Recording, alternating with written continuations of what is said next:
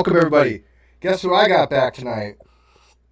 Yes, I've got Rick DeLano. Yay! Yay! If you guys don't remember, Rick DeLano was the guy way back when. Actually, it wasn't that long ago, but it seems like an eternity ago on the Non Sequitur show that was with Robert Sungenis. Sungenis. I think he passed the name Sungenis, right? Yeah. Sungenis. They were the screenwriters, producers, and writers of the movie The Principle that dealt with geocentrism and the Earth being the center of the universe, from the axis of evil, from the Planck data, and all that kind of stuff. But today we're going to be doing something a little bit different. Like, he wants to discuss the end of quantum reality, movie coming up on January 10th, somewhere around there, 2020, I think, is the date it's coming out. When's it coming out? January 10th? January the 10th, 2020. Okay. Will be in a minimum of 10 North American cities. We might be in more, and we'll see how it goes after that all-important first weekend. Oh, we had an echo there. Okay, I got rid of the echo. Sorry, axis of echo. Now I fixed the echo. You know, it's just one button that sometimes I forget to. Yeah. One thing. Okay, so real quick, let's kind of dive into this, because first, this is going to probably be a little complicated subject, I think, for the audience. I listened to your interview with Dr. Shermer yesterday, actually, just literally last night. That didn't go too well. Yeah, I gotta tell you, still there? Still not fixed? No.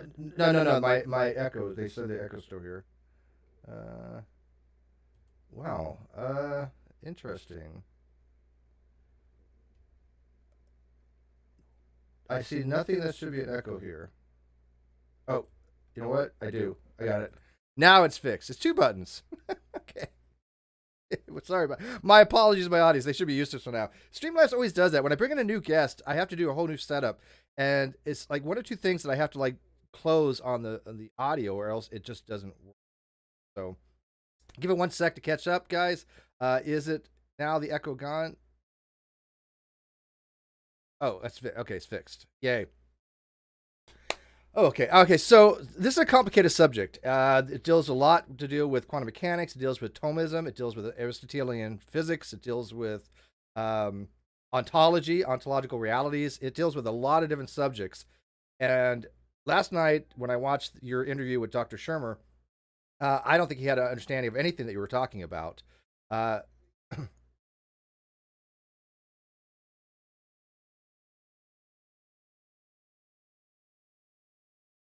I would totally agree with you on that. It was unfortunate because I like to have heard his. He was the editor of Skeptic Magazine. Obviously, he is one of the leading great minds, I think, as far as skepticism. He teaches skepticism. But as you said, if he's going to have an interview with you, he was just so dismissive that it was really a turnoff, because he didn't address any points you were making. And by the way, I will be on record. A lot of the stuff that you're probably going to bring up, which, by the way, I have not seen this movie. I've not read the book or anything like that. But I have a feeling I know what direction you're going to go in. And I'm probably not going to be as adversarial as you think I'm going to be. Okay?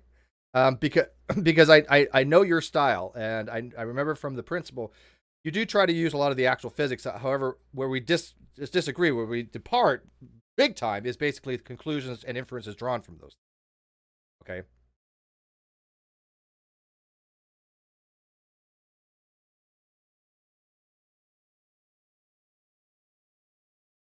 Prepared to believe, but that is the brilliance of Wolfgang Schmidt. Wolfgang is the kind of thinker who he is not interested in the branches, he is not interested in the leaves, he's interested in the taproot. One sec. Your audio's low for something. Let me just fix this real quick. Again, I don't know what's going on here. I'm gonna take off this, and I'll take off that. Say something real quick. Is this any better for you, Steve? No. How about this? No, I don't think it's on your end. Give me 1 second here, Okay. and I will definitely fix this. I think I will do this stopgap measure. This is why I need a producer. Yeah. Okay, now say something. Testing 1, 2, 3. Okay, hopefully they can hear you on that on the desktop audio I brought you in. Real quick, super chat $10. Hello, Steve. Can you host Charles William Lucas on your channel? That would be most interesting discussion ever. Okay. All right, so I brought you in on a desktop audio, which it should work. I got to kick down Okay. your volume now too much because now you're way loud. Um, so repeat what you just said about Michael Shermer because I want to make sure that they heard you on that. Well, I can only speak from my limited knowledge. We had looked very much forward to this discussion with Michael. We had had extensive email preparatory communication with him, and it was very clear that we gave him the link to the film so that he could view the film and we could have a substantive discussion about Wolfgang Smith's resolution of the quantum enigma. He was completely unprepared to address any aspect of it. It was ironic because he had sent us an email to our booker saying, "Are you sure you want to go through with this? Not a single physicist would ever suggest that there's any alignment between the CMB and our ecliptic," which is ridiculous. I mean, it just shows that he was completely unprepared, and I'm sorry that he was. It would have been a much better discussion had he bothered to prepare for it. My speculative guess is that he just thought it was low-hanging fruit, more of those dumb Christians, don't you know? Well, I was kind of disappointed he kept bringing it back to your beliefs. Now, obviously, we're not on the same page as your beliefs, but I think your beliefs are irrelevant when it comes to what you were discussing. Absolutely irrelevant. Yeah, and I have to agree with you in there. The problem, I was really surprised he hadn't heard of the axis Yeah, me too. of evil. That's just strange to me. I find that to be almost unbelievable. Yeah, it was almost unbelievable. And to be honest with you, if I had known that he was going to be so woefully unprepared, I probably wouldn't have slammed him so hard at the beginning of the interview because I don't think he ever recovered. And I gave him 4 opportunities to move on to Dembski. He wouldn't do it. He wouldn't talk about the film. He wouldn't talk about Dembski. All he wanted to talk about was my Christianity. Yeah, And that's what I to noticed. me, it was kind of embarrassing for Dr. Shermer. I'm very sorry to have to say. Yeah, no, I got this impression, and people that I talked to that had seen it as well kind of gave me the same lowdown on it. The axis evil, like we will disagree on what the axis evil actually entails. I have talked to Dr. Krauss. I had a wonderful discussion with Dr. Krauss on no boundary proposal that we talked about no free ultimate free lunch. Talked about many different subjects. Never got a chance to talk to him about the axis of evil, however. But I know you quote him, and I think that you. Unfortunately, I'm going to tell you right now. I think you quote mine him. But Well, you see, that's where you and I disagree right, profoundly, and let me profoundly, address. sure. We did not quote mine him. We correctly and exactly, not out of context, we quoted the entire paragraph. His point was exactly what he said. If this is true, it would mean Earth is the center of the universe. I didn't say that. He did. We interviewed him. We asked him about the quote. He specifically said, "Well, I was talking about what it would mean if this turned out to be true." By the way, it did. So we have Lawrence Krauss accusing us of quote mining him when we not only quoted him correctly, but put him on a camera and gave him a chance to examine his own quote. He said, "Well, I think it's going to turn out to be a mistake." Oh, by the way, we have a little Skype issue. It hiccups for every somehow. Lawrence, according to your 2006 statement, you're a geocentrist now. Well, let me tell you why I think it is quote mining and why you're incorrect on that, and then we can move on to other things, just so we get it off on the record here. Darwin used a very similar method in Origin of Species. He put something out there like the development of the eye, and then kind of answer his own question. When Lawrence Krauss was saying that, he was obviously saying something along the lines of, will it violate the Copernicus principle? But the data have subsequently. You think the data still thinks what you think it says. Krauss Much more than it did in 2006, and we disagree vehemently on that. Well, I it's don't. not a question of disagreement. Well, hang on. Steve. Let me finish. Okay, Let me finish. you either are following Let me the finish. literature or you're not. Sure. I am. The literature. There is far more evidence of these alignments today than there was in 2006. If you're not aware of that, I'll be happy to substantiate. No, I'm familiar with the literature. Okay. The apparent. Let's see if that's true, hang shall on. we? Well, Let hang me on. ask you, All right. Hey, did we know in 2006 that the same alignment has reported polarization vector alignments, that we have galaxy spin-handedness preferences along the same axis. In other words, things far beyond just the CMB. All right. Are you aware of that? Let me get into this a little bit real quick. Okay. First, the CMB alignment, when it deals with the poles, these are very complicated subjects, and of course, the audience here is probably not going to know what we're going to be discussing here if we go down that route. The obviously we had the first initial data with the WMP initial survey, then we have the Planck data and other surveys that actually confirmed it probably was not measurement error, it was not noise or something like that. There are other things to explain the data we see. Obviously, you're familiar with it. Gravitational waves can produce such a similar phenomenon. The fact that these anisotropes do exist, which, by the way, I was really surprised that Shermer didn't know what an anisotropy was, but he just seemed to not know. But these apparent anisotropies in the cosmic microwave background radiation, to me, is indicative of the fact that you could take a measurement from anywhere in the universe and see an apparent alignment. So it doesn't show that we are the center of the universe in any real aspect. These are called apparent alignments. And by the way, I believe that they're about 12 degrees off the elliptical plane. But these are dealing with the fact that the way we're taking a measurement, the predicate principle states that there's no preferred frame of reference in any part of the universe, and such that the universe should be homogeneous in all aspects, right? From anywhere in the universe. We agree? Which is false. We now know that that is false. Well, that has been observationally falsified.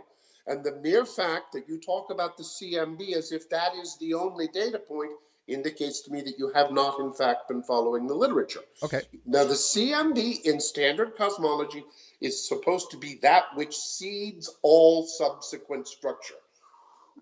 In other words, the hot and cold spots in the CMB are.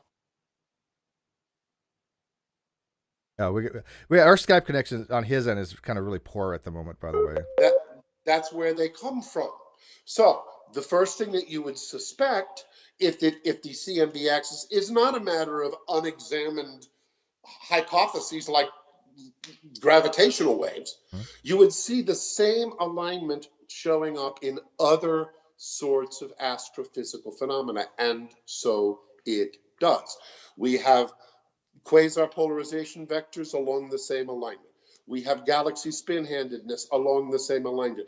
We have a variation in the fine structure constant along the same alignment. Well, actually, no. It's all very clearly. This is hang on. But you cite the literature, but you're citing your interpretation of it that actual scientists that I do know do not agree with you with. I'm sorry, sir. Well, let me excuse me.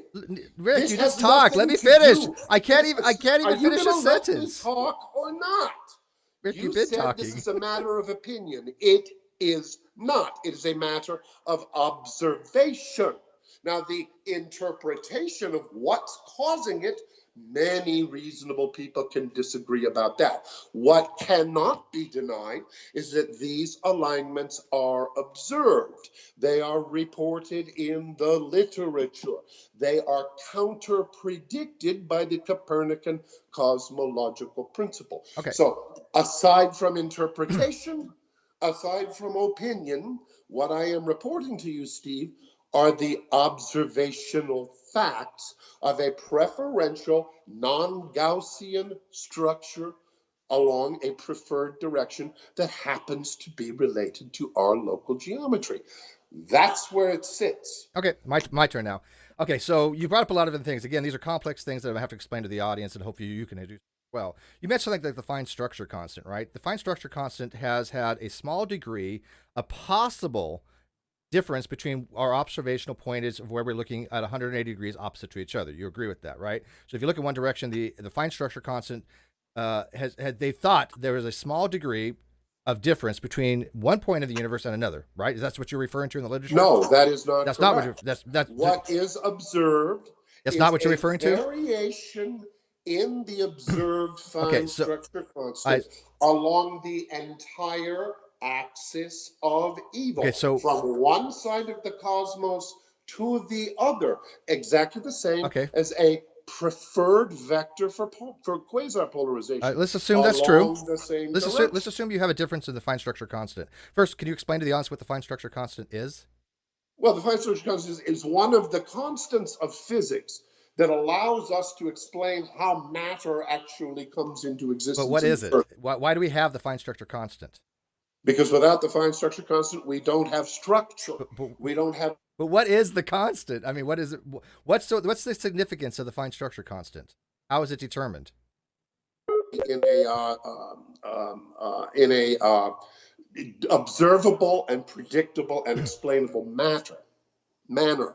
Okay, but that doesn't really explain to the audience what the fine structure constant is. The point is this: the fine structure constant must be the same from the beginning of the universe to the present. Well, there are some theories that it could vary. That is the prediction of standard cosmology. There are some we don't observe that. Well, unfortunately, these things are not as you formulate these. This is where we really do have a divergence. You formulate these conclusions based upon what you read in the literature, and I see a lot of, no offense, and you're not a creationist, but I see a lot of creationists do the same thing. Oh, I am certainly a creationist. You're a younger creationist? Oh, yes, of course. Oh, I thought you were just a geocentrist. My apologies. Okay, fair enough. No, I am absolutely a creationist. Okay. Without the slightest doubt. Okay, I wasn't aware of that. Sunjus isn't though, is he? I thought you were just both geocentrists. Okay, my apologies. Okay, so the fine structure constant is actually what's determinant of the hyperfine lines of spectroscopy. When you have a spectrogram of some kind, and you look at the lines that for the absorption and emission lines, the fine structure is what determines the difference between two lines that are split due to hyperfine splitting, and that's due to what's called magnetic monopoles, or magnetic moments, and the shifting of the electron between one magnetic moment and the other. I was about to say, you found magnetic monopoles. Go collect your Nobel Prize. Well, they're theoretical, and most magnetic monopoles probably were primordial, and they no longer exist. There is a magnetic monopole problem, clearly, but we're getting into the weeds now. All right, we're getting Let's get back to the simple, absolutely it's baby simple. It's just baby simple. There shouldn't be any preferred directions on the largest scale observable scales of the cosmos. That's one of two fundamental principles that have to be true. Yeah, and by the way, I disagree with that. I think that there could be changes in the homogeny of the universe. I think there's fine. I think they've kind of got away from that. Oh, the universe is completely homogeneous. Back when, if you I'm sorry, Stephen, that's just ridiculous. Okay, well.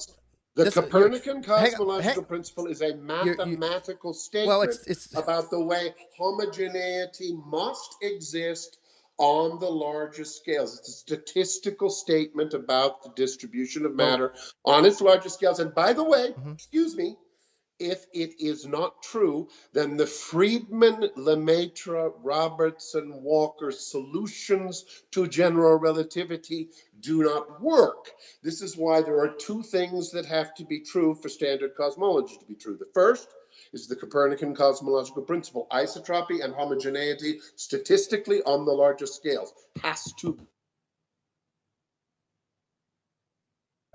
Skype is taking a dump here in a sec.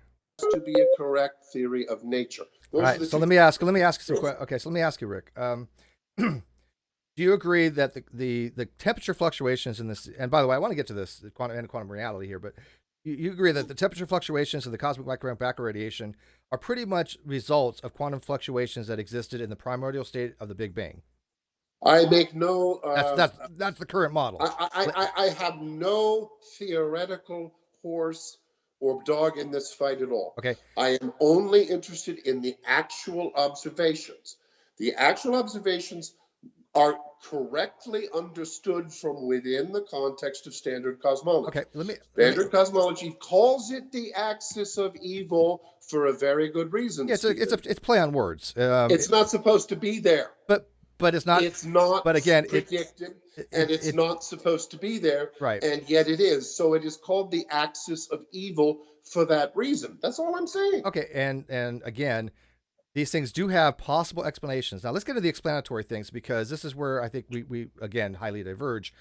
You agree that there are possible explanations, like gravitational waves can cause certain things. You know, elephants could be sucking with their trunks from the multiverse, Stephen. All right, so we don't know. But hang on, let me finish my question. So there are scientific explanations that explain these apparent non-isotropes, right? Because we expect some kind of be an isotropy. But for our directions should be the same, right? And That's anisotropy right. is basically, from our directive point of view, we should observe things From any from any point angle. of view, anywhere Now, in the universe, there should be now, no special right? directions. But when I asked Robert this question, I said, okay, well, if we were on Alpha Centauri, we would observe the exact same thing. So is Alpha Centauri the center of the universe? Because there would be No, no you're difference. wrong about that. Well, You're I'm wrong asking you, about that. would that wouldn't it be? Because it'd be the same apparent alignment from Alpha Centauri, right?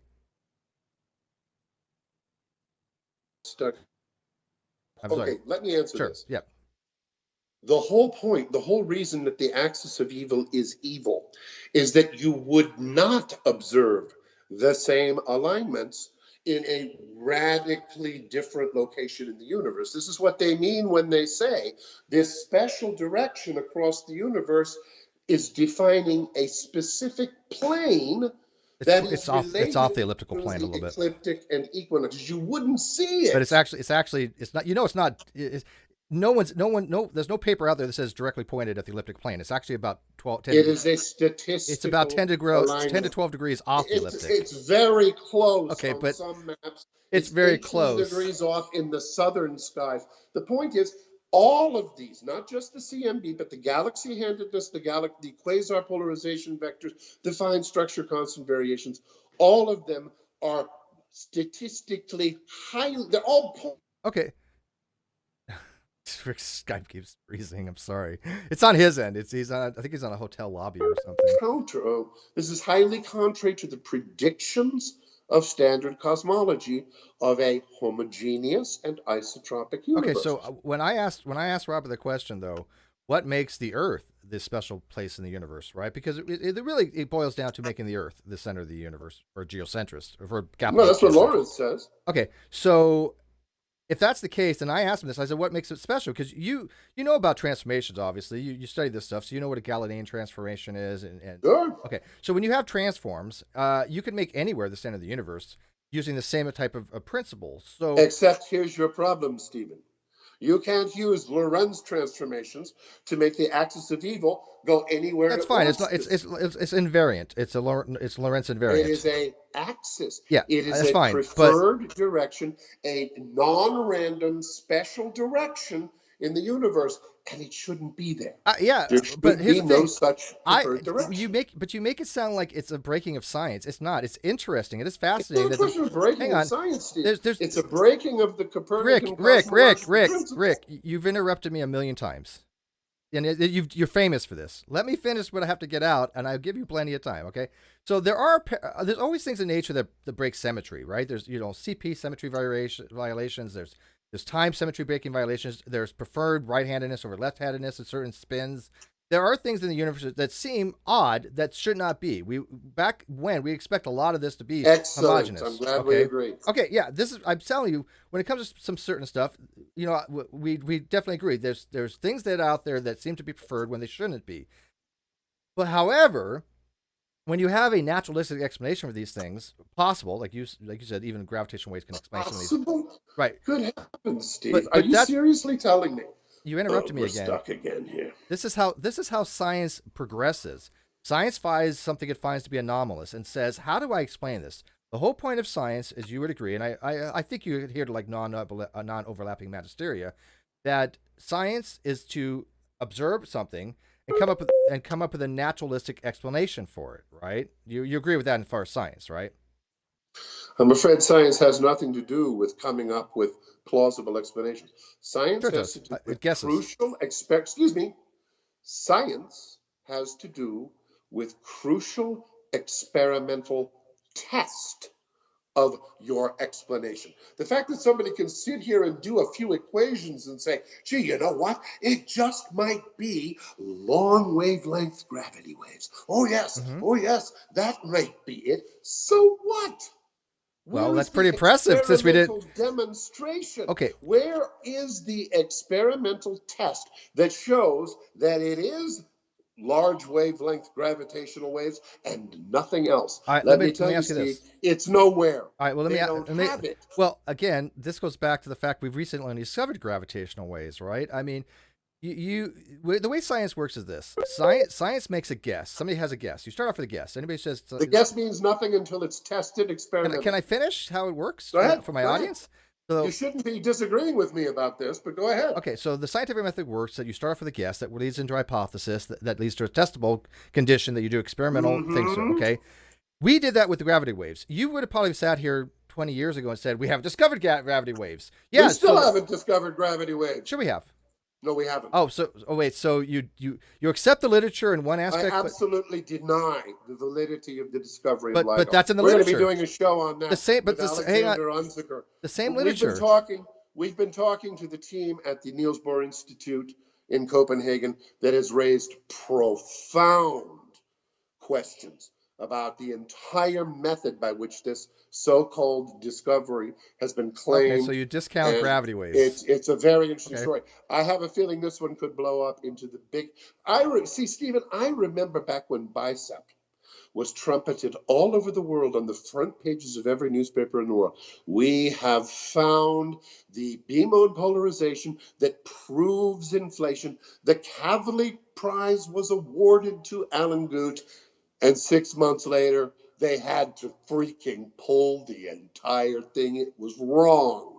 Now, this time, there's even more at stake, because this time they went ahead and dropped the Nobel Prize based on one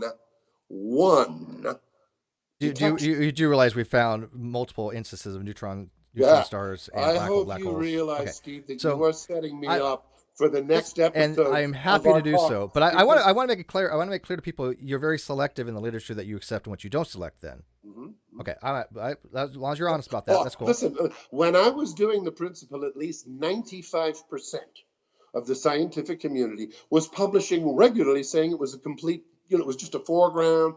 It was obviously a mistake. It couldn't possibly be real. At least 95% of the papers at that time. And I knew they were all wrong because I bothered to read them all. And I knew that the University of Michigan people were absolutely millions of times smarter, more complete, and more correct than all the people who were attacking the axis of evil. Let me tell you, you need to pay very close attention to the Niels Bohr Institute team in Copenhagen. These guys are serious players, and they have absolutely got legitimate, very serious objections to the LIGO detection. We're going to be doing a show on it very soon. I hope you'll watch. Sure, of course. Let me get some super chats out. Then let's kind of get into the end of quantum reality a little bit. Landon Weber Weeb for 5 says, if we are the center of the universe, why are we being drawn towards the great attractor beyond our galactic plane? And there's more than one attractor, but the great attractor is the main one that the Virgo supercluster and local cluster are actually kind of moving toward, which I don't think has anything to do with the center of the universe. It could be a couple different things for what's causing that. What was the questioner's name, Landon? Yeah, Landon wants to know why we're being drawn toward the great attractor. Landon, may I say that if we are being drawn toward anything, we cannot be the center of the universe. You are absolutely correct. Either A, we are not the center of the universe, or B, we are not being drawn toward the great attractor. Okay, I see what he's asking now. Okay, because you believe that the Earth is stationary and non-rotational. Absolutely. Okay. It can't be the center of the universe under any other set of circumstances. I just want to make that very clear that you're, because I've talked to you before. So you're a capital G centrist. Capital G. That's right. Yeah, and so the Earth is stationary, non-rotationary. Okay. It is the exact unmoving center of the universe. All motion, and by the way, all physics, is formulatable only with reference to that frame. And yes, by the way, that means general and special relativity are wrong. Okay. Donald Trump says for $2. Hey, Donald Trump, how's your impeachment hearings going? Rude Rick at it again. Calm down, Rude Rick. Okay. So let's jump into the quantum aspect of your movie stuff, because again, this is where I think Shermer kind of just lost his way, because he didn't know anything about this, even though he saw the movie. I haven't seen the movie, so I'm not even at a more disadvantage than Shermer here. And I tried to get some people to come on, too short a notice. I'm relying on the people in my live chat who do know well about quantum mechanics. Not my area, never was. I mean, I took nuclear stuff, but we didn't get into any quantum stuff hardly. So I am way out of my depths, but hopefully we can muddle through it. But I think we can keep it very simple, all Steve. right, well, good luck. Quantum It mechanics simple. is. It's very simple. All right, well, let's It's start with the very, very very, what the basic of what you're trying to do with the kind of quantum mechanics again, Wolfgang. yeah. You mentioned him Okay. last night. So if you want to clear away all the deep, tall weeds and get right down to the nub, it is this. It is called the measurement problem. It Mm-hmm. is the fundamental paradox, the fundamental shocking thing about quantum mechanics. You know, every other process that we study in physics is describable as a sequence of causes in time. You can describe most of them by differential equations. A system evolves in time. As Leibniz put it, nature does not work by leaps. The fundamental puzzle at the heart of quantum mechanics is that nature appears to work by a leap in this case. And here is the leap. We have the Schrodinger equation, for example. There are other formulations of quantum mechanics, but the paradox is best expressed by the Schrodinger equation. The Schrodinger equation describes with absolutely sickening accuracy the evolution of a quantum system. It is by far the most accurate physics that the human race has ever even got within 5 orders of magnitude of. And this Schrodinger equation is linear. That means that it deals with probabilities. You have a 50% probability the particle might go left. You have a 50% probability the particle might go right. In the Schrodinger equation, you can add those two probabilities together and get a particle that is both going left and going right. We call it superposition. This is the weirdness of the quantum world. Obviously, Steve, you don't see me multilocating. I don't see you multilocating. Well, But the Schrodinger equation absolutely insists that all of these particles you and I are supposedly made of are in fact multilocating and behaving in no, ways that well, hang we on. simply do not see in the world in which we live. So the Schrodinger equation describes these probabilities right up to the instant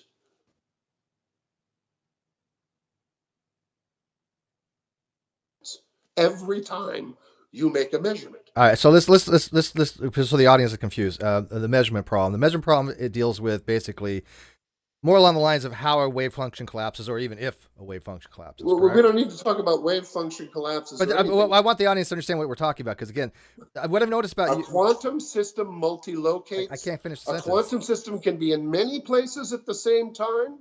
It can have many possible values for any All right, observable let me, at the but let me same explain. time. Let me explain, because what happens is, Rick, when I mentioned this to you, this deals with a lot of topics with physics and quantum mechanics, and you talk about astrophysics, you talk about even Thomism, you talk about even go far as back as Aristotelian type Steve, physics. please tell me you're But, not disagreeing with what I just said.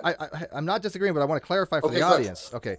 Because here's the thing: these are there's so many different complex things that you dive into, and This is simple, Steve. This is but not hang hard. on, but hang on. And what I think happens is it confuses the audience. And what happens is when you talk to a person who is somewhat knowledgeable about a particular field, I've noticed you actually would jump to some other thing. And so I want to stick with one type of thing, and then maybe the audience can kind of help out, because we were talking about the measurement problem, because that's the first thing you brought up, the measurement problem.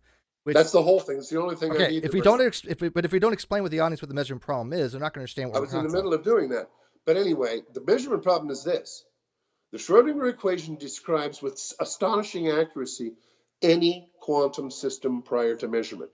It describes it with stupendous accuracy, and it falls apart completely Okay, the so very the instant Schrodinger a system equation is had. measured. Let me explain for the audience, and then you agree with me, because I getting Okay? you to explain something has been kind of like pulling teeth. No offense. Okay. Actually, I explained it perfectly. Go ahead, see if you can Well, do I would better. explain it in a way that maybe the layperson can understand. Um, when you're dealing with, you have basically a vector space, and a vector space is a complete system that you can have for the social wave function equation to say where's the exact position or momentum of a particle at a given time, which we know by the Heisenberg uncertainty you cannot have. So it gives you a vector space. This is the entire realm of where a particle can exist and the momentum it can have. Would you agree on that? Yeah, I don't think Okay. vector space is exactly what the lay people are going to get more out of, Steve, but go right ahead. Okay. But well, in order to understand the Schrodinger equation, I think that understanding of a Hilbert space or a vector space was kind of a little bit needed. But okay, so you have what the equation does in a nutshell. It explains all the different possible values that could be in that state. They call it eigenstates. Okay, so these are all linear, like you said. And then when you have a specific measurement, when you measure something, depending on what type of quantum mechanical theory you ascribe to, this is where you're going to try to come up with a way different type of theory, I think, because obviously you're not a fan of the Copenhagen or We accept quantum mechanics 100%, Steve, so you're wrong about that. Okay, so you subscribe to the multiverse or That's Copenhagen? not quantum mechanics. There's no multiverse in quantum Not mechanics. Listen, there's no multiverse in not the quantum multiverse. mechanics. You subscribe multi-world. I'm sorry, multi-world hypothesis. Of course not. It's a complete. It's complete crack pottery. Okay, it is absolutely ridiculous. We don't observe a multiverse. There is no experiment not the multiverse. that has ever been done in the history of on. physics that shows us a multiverse. Okay, nor could there ever be one. Talk about many worlds hypothesis. Okay. Screw the many worlds hypothesis. It has nothing to do with quantum mechanics. Yeah, sure it quantum does. mechanics has nothing to do with the multiverse. Sure it does. No, I'm afraid you're wrong about that. Okay, let me explain the audience. There is no multiverse in quantum mechanics. If there is anybody listening, please help Steve out. All right, help me out. Let me explain the audience, and then they can tell me I'm wrong. In quantum mechanics. Not talking about the multiverse. Talking about the hypothesis added Rick, to. We're talking about the mechanics and in contradiction to. All right, so let me have a little time here. Okay, the multi-world hypothesis, not the multi-universe. The multiverse is a completely different thing. There's four types of multiverses: level 1, level 2, level 3, and level 4. Oh yeah. They're all the same thing. They're not the same thing, and I've discussed it before. Appeals to worlds we cannot observe. Let me finish. The one that we can. Rick, you get a timeout for 2 minutes while I get to explain this, okay? Because you just keep interrupting me, and people are noticing this, like they always do. Okay, so you want? I get interrupted too. All right. Man up, Steve. The multiverse and many worlds hypothesis are not the same thing. Okay, the multiverse deals with a level 1 universe where you have what's called a Hubble sphere, and the observable universe is what we see from our frame of reference. So if we has nothing to do with quantum mechanics. Oh my God, will has nothing to do with quantum mechanics. Rick, you can't. We talked about that already. Rick, let me explain. We're talking about quantum mechanics now, Steve. Rick, my channel is actually to educate. Okay, my channel is about science and philosophy. Let's talk about quantum mechanics. No. If you interrupt me while I'm trying to explain to my audience something that I would like them to know, then you're not doing anybody a service. So let me explain to them, then you can disagree or agree, or my audience can weigh in, like I asked you at the very beginning. Go right ahead, Steve. Awesome. All right, so level 1 to level 4 multiverse deals with the fact that beyond the observable universe, beyond that Hubble's volume, we cannot see anything. So we are isolated in that regard. Level 2 multiverse deals with these separate spatial temporally isolated systems. Okay, then you have other types of variations of the multiverse dealing with high mathematics, where you can pretty much introduce any concept you want, and that'd be like a level 4. But we're not talking about that. We're talking about what's called a many world hypothesis. This is one of the ways you can interpret quantum mechanics, where you have one wave function that exists, and that wave function is the universe.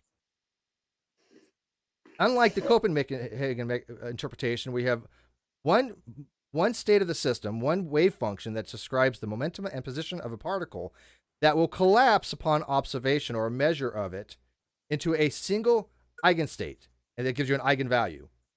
That is what we're talking about in quantum mechanics. So when you say that multi-world hypothesis has nothing to do with quantum mechanics, of course it does. It deals with a wave function of the entire universe. That is the multi-world hypothesis. Is that not true? Okay, so can we get back to quantum mechanics now? Is that okay? What is the wave function of the universe if not the multi-world hypothesis? Let me tell you something, Steve. We do not observe a multiverse. There is no experiment. Stop saying multiverse. Ever been done. We're not talking about multiverse. Now it's my turn, sir. But we're not talking about multiverse. No. Now it's my turn. You confused the two. There has never been an experiment in the history of the world that shows us a multiverse. Here is what we actually observe. And remember, science is supposed to be about what we actually observe. No, not necessarily so. And what we actually observe is that a system that is described by the Schrodinger equation suddenly collapses. The specific observable we have chosen to measure suddenly collapses and attains a probability of 1. That's This normal. is an Well, instantaneous process. It is the only instantaneous process known to physics, and it cannot possibly be explained from within. all right. So let me again. What is again? I'm not talking about multi-universe. That was a completely different thing. We're talking about multi-world hypothesis, which is is something completely different from the Copenhagen interpretation of It quantum has mechanics. nothing to do with anything we're talking All about right. here. Well, it really actually does. I assure you. It has nothing whatsoever to do. Let me reiterate.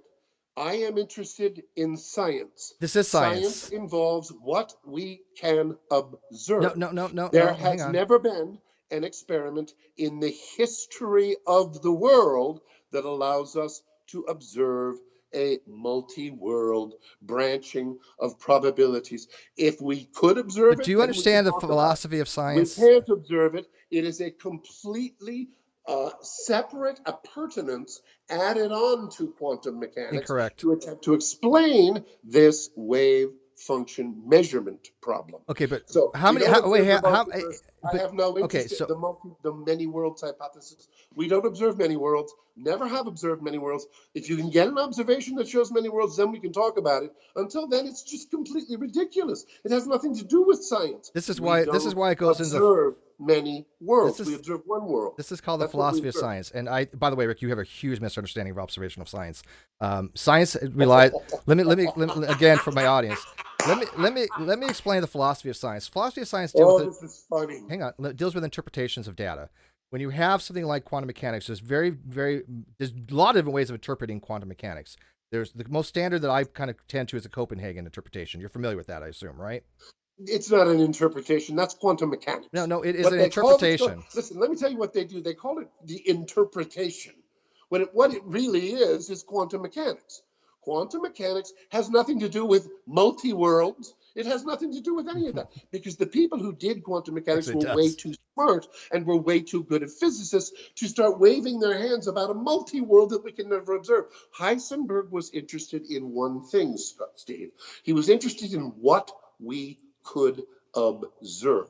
And what we observe whenever we measure a quantum system is a sudden collapse. What does it mean? Okay, what does that mean? Okay, when you say down collapse, to one sure. specific measurement. Wait, There's no what happens? explanation for that. What happens when a function from within collapses? quantum mechanics. Like you mentioned that it goes to one, a value of one. Okay. Mm-hmm. Probability 1. Okay, so are you familiar with a normalization in a vector space?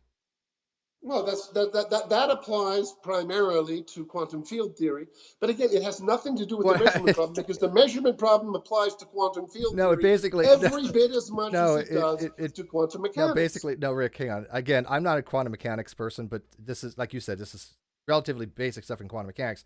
When you have normalization, it's basically saying for all the probabilities in the distribution of the system, they must equal 1. They must total That's the sum exactly to 1. right. Okay. So that's the normalization of that. The total system of the has space. to equal 1. That's right. Okay.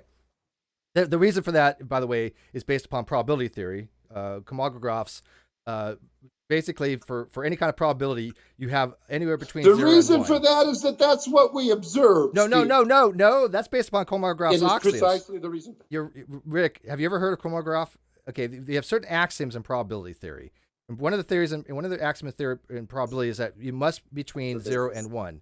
Okay, these are basically. There is no such thing as any quantum measurement that has a 50% here and 50% there. Once it's measured, we have a probability 1 outcome on that observable. Well, the way you would look at it, equation. The way you would look at it. This is so simple. For you to be tap dancing around on this means that there's. I know. I clearly have. I know. I need to go read more. If you can't accept and admit that we have a measurement problem in quantum mechanics, and that measurement problem precisely is this. Before measurement, the probabilities are beautifully described by the Schrodinger equation. After measurement, the Schrodinger equation collapses, and you have to update your Schrodinger equation to incorporate that probability 1 outcome of the measurement. That's the measurement problem. If you are not going to accept that, we're done here. No, because you're just wasting everybody's time. No, but the way you're describing it just seems off to me because what you're referring to is the measurement problem. Okay, the measurement problem is when does that wave function collapse? how does it collapse? And how is it collapsing is an open question in science right now. We don't know how the wave function collapses. What we know is let me finish. You interrupt me one more time, Nick. Come on. I let you talk. There's a measurement problem. You agree with me, right? Well, sure. The resonance problem's been around for ages. Right. So can we get back to because I want the film now? Rick, the reason I do this is for my audience to learn, not for you to bloviate. So let's hang on. This is so much simpler. But it's not. No, it's not. Quantum mechanics is not simple. So confused about this is why you need to see my film, Steve. Rick, this let me is why explain. Your audience needs to see my film, because Wolfgang Schmidt doesn't sit here tap dancing around about this, that, and many worlds. He describes what Heisenberg did. And what Heisenberg did actually worked, because Heisenberg isn't interested in multi-worlds. I'm glad Skype took a break. He just talks. Rick, you have to let my audience absorb this material, okay? I mean, what's the point of doing this if they don't understand the concepts?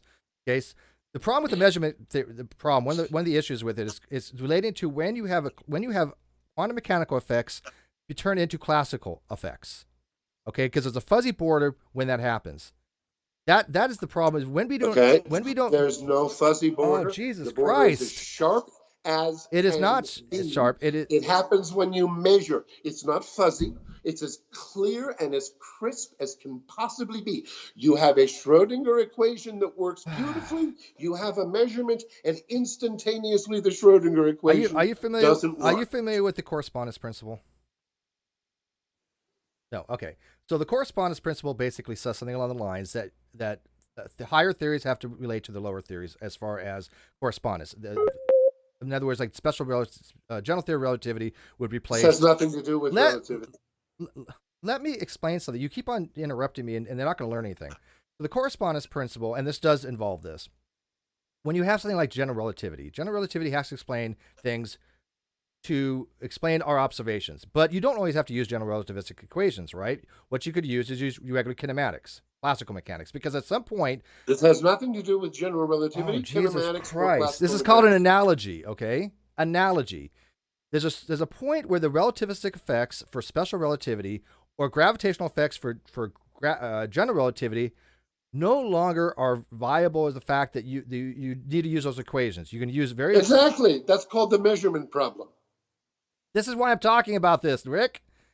You can't. How are you going to let me explain to my audience if you keep on? There is a measurement problem.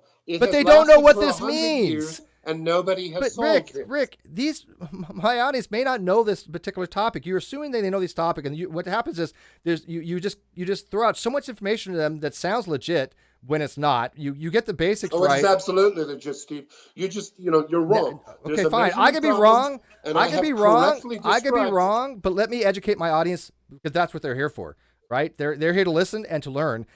And so if you think I'm wrong, that's fine. They can tell me I'm wrong. It's simple, man. Right. But it's not simple. None of this is simple. This is the problem. It's very simple. You make it as simple as can be. You make the it sound. The Schrodinger equation works until you measure, then it doesn't work. Why is that? All right. I've been explaining this. Okay. So will you let me have 2 minutes without interrupting, maybe? Okay. For the fifth time. Awesome. Good. Thank you. So this correspondence principle is pretty important in science, because we want to be able to take a theory like Newtonian physics, and we want to be able to still utilize it for things at low velocities, right? There's no sense to use special theory of relativity at low velocities, because what happens is it basically factors out. You get a for example, kinetic energy, right? 1/2 mv squared. That actually, if you look at, is derivable from relativistic things, but it's actually rest mass divided by 1 divided by the square root of v squared divided by c squared. This is something like he would say would be very correspondent to what he's talking about here, to the collapsing of the wave function going from quantum mechanics to classical mechanics. This is why it's critical that the correspondence is there, because you want to be able to explain all observations classically, and you still have the quantum mechanical aspect of it. You want to know when that classical quantum mechanic becomes classical, and you could take what he's talking about. This is where it ties in. He's talking about what's called the Heisenberg operator in the Schrodinger wave function equation. So the Heisenberg principle, or picture they call it, Heisenberg picture, if I remember. Basically, it factors out. It actually can basically go to what's called a Hamiltonian or Lorentz operator. in classical terms. This is what's critical on that way of looking at quantum mechanics and for interpretation is when does it become classical? When is that Heisenberg operator be able to use in a Hamiltonian operator or Lorentz operator, which we'll get into one of these future days of what those operators entail. They have to do with the position and momentum of a party with respect to a time event. But I think he left. Did Rick leave? Did he drop the call? I think he dropped the call. I think he left. Interesting. Because I like to explain to people things so they understand these concepts. But by the way, Rick has no background in any of these things, just FYI. Oh, there he goes. He's back. Did we lose you? Yes, but don't worry. I'm sure I haven't used up your entire 2 minutes yet, so feel free. Okay, well, I was just finishing up that you were talking about the Heisenberg, right, an operator in the Schrödinger wave function equation. You do realize that the Heisenberg picture can, at non-quantum mechanical references to classical, can actually be described by Hamiltonian or Lorentz operators, right? Do you agree with that, or do you know what those are? Absolutely. They're Okay. in the Schrödinger equation, and they work beautifully right up until you measure the system when they collapse entirely. That's the point. Why do they work beautifully right up until you conduct so a measurement? what is your interpretation of Wolfgang is a mathematician. Mathematician, physicist, yeah. philosopher. And yeah, he actually has a graduate degree in quantum mechanics, so as opposed to you and I, he actually knows what he's talking about. So okay. Here's what yeah, he says. I know who he is, but he also unfortunately to me is not a scientist because he excludes himself from science when he says something along the lines of all factual truths come from God. That is not a scientific statement. Where did he say that again? I have it somewhere I can find for you. Well, the fact of the matter is he didn't. You're lying. Really? That's not something Wolfgang Smith ever said in his life. I have that somewhere. Well, go ahead and pull it up and let's hear it. Let's hear it in quotations, please. There's an interview that he did. All factual information comes from God. Oh, really? All facts come from God. Well, you don't think that's something he would say? Of course not. You made it up out of whole cloth. Go ahead and continue with your All right. So, good heavens. I bring that up for the.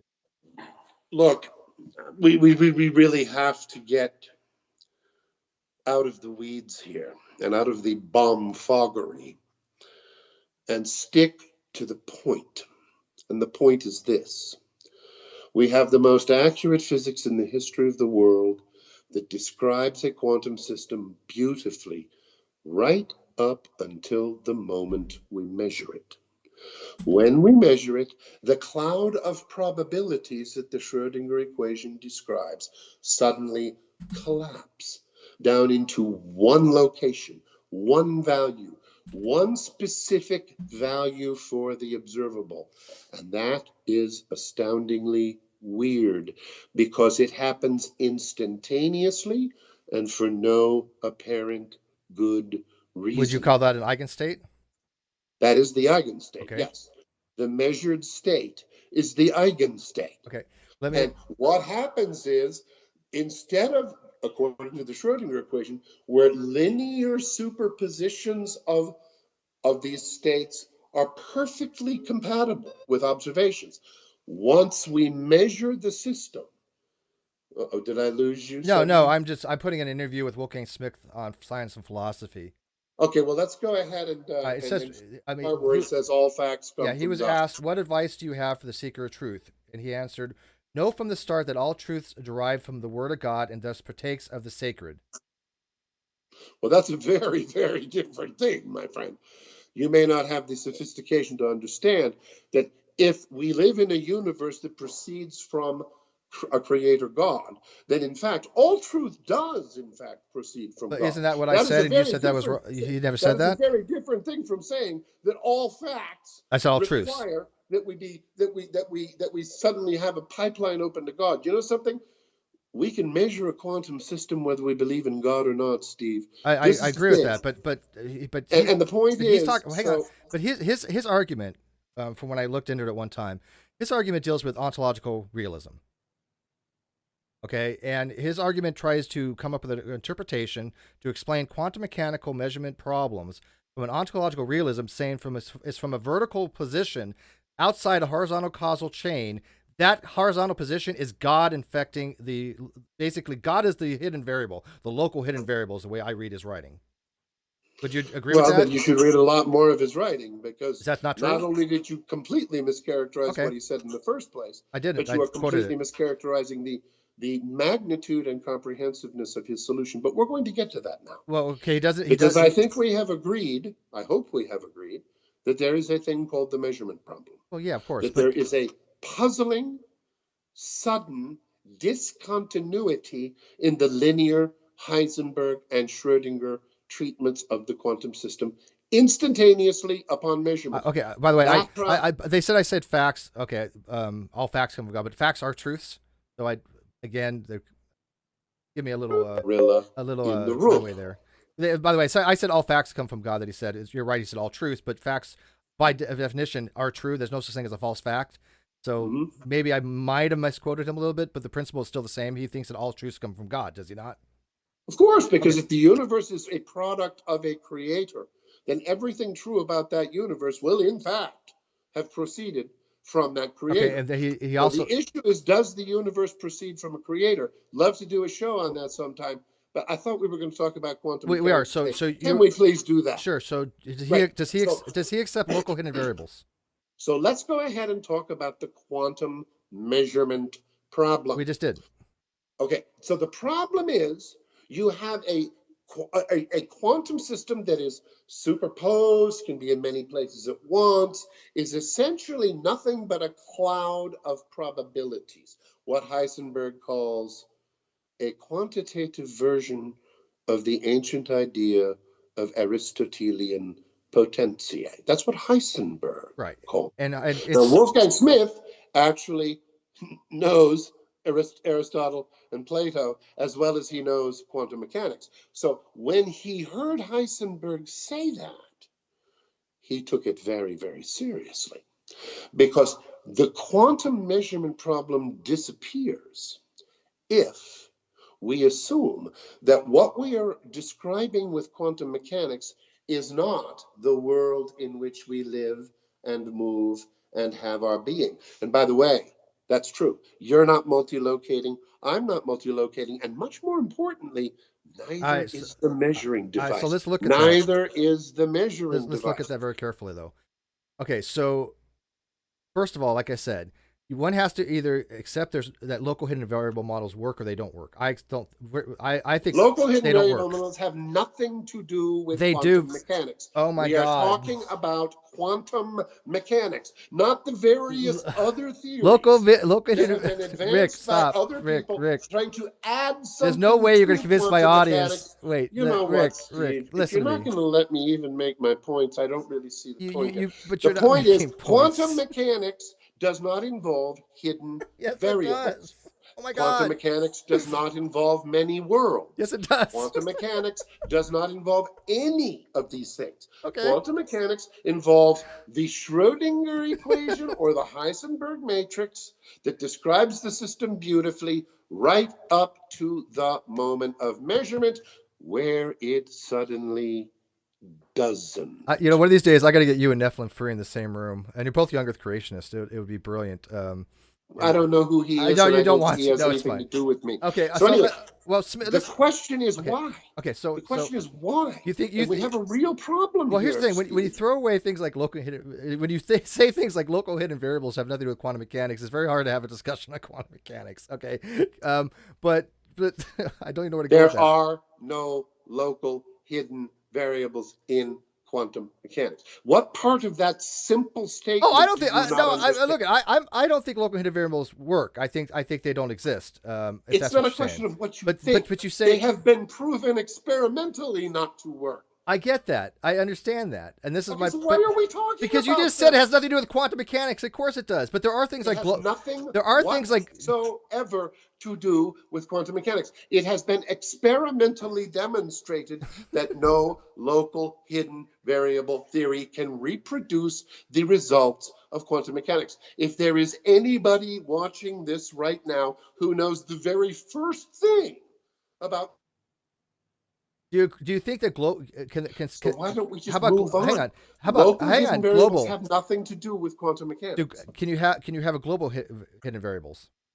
Non-local hidden variables lead you to things like Bohmian Right. pilot wave Right. theories, and those are false too. Oh, really? But Okay. yeah, absolutely. No This is what I want to get into. You obviously Would you knew. like to know why they're false? Hey, yeah, I'll ask you in a second. But you obviously knew that non-local global variable models, such as Bohmian mechanics, or what's called pilot wave theory, um, Hmm. is viable. Well, you That's don't not think a it's viable. local hidden It's not a variable. local We're hidden talking variable. about local hidden I variables. totally agree. Okay. Now, But neither do pilot waves but have here's the anything at thing. all to do with quantum But you can mechanics. describe a system using pilot wave theory. The only thing is it requires more axiomatic assumptions, a little bit more complicated. That's right. It requires additions to quantum mechanics, Sure. and it happens to be that those But additions it to quantum works. mechanics Pilot wave are theory what works. make the theory. But you said that telling people, but this is where the confusion comes in. You keep on saying, "Oh, well, quantum mechanics has nothing to do with local hidden variables," but it does. But like you said, models that have used local hidden variable models do not work unless you get rid of locality. Even there are no local I just hidden said that. variable If theories you get rid that of can locality, reproduce the results of quantum but pilot mechanics. wave theory Okay? uses global hidden variables, that does work. That's not a local hidden variable theory. I agree. That's a non-local hidden variable theory. And where that falls apart, just in case you're interested, Sure. is that we run into a problem with degrees of freedom Yes. in the system. Okay. In quantum mechanics, there's very few degrees of freedom in the system because most of the probabilistic outcomes are vanishingly small, and we can pretty much mechanics in either the Heisenberg or the Schrodinger approach yield sufficient degrees of freedom that when the system is measured, the heat, because in statistical thermodynamics, degrees of freedom equals heat. The Boltzmann constant is respected. What do they call it? Hold on, I'm not done Yeah, yet. go ahead. The degrees of freedom in quantum mechanics agree beautifully with the Boltzmann constant. When you add the absolutely stupendous degrees of freedom required for the pilot wave, this physical pilot wave that knows everything about the universe, past, present, and future, to push around this particle that's somehow pursuing these trajectories that involve degrees of freedom stupendously beyond anything in quantum Well, mechanics, you end up with mass. yeah. First of all, you can have an infinite amount of degrees of freedom in basically Sure. if you the path integral formula that Feynman came up with would have, That's not Bohmian mechanics either. but it still uses an infinite degree of freedom. You're talking No, about. it doesn't because it cancels out. I mean, Go ahead. oh boy. Okay, so no, you're wrong. Quantum field theory does not involve the problems that Bohmian mechanics involves because there is no pilot wave in quantum field theory, and it's not pushing particles around as the Bohmian mechanics theory requires, and therefore it doesn't involve the additional degrees of freedom because the sum over histories involves canceling out the just as exactly as the Well, yeah, operators of course they're going to do. cancel out. So the degrees of freedom problem does not exist in quantum field theory, and the degrees of freedom But problem does not consist in but quantum you're mechanics. It does exist. but you're basically saying an entire interpretation is just not A valid. physical pilot wave that's pushing Yeah, I physical understand that. particles around, and But those particles must therefore have degrees you of just don't freedom but you don't that like. are far But beyond that which we observe there's in not the heat of a molecular system there's no, that obeys the Boltzmann constant. So that's the problem with Bohm. no.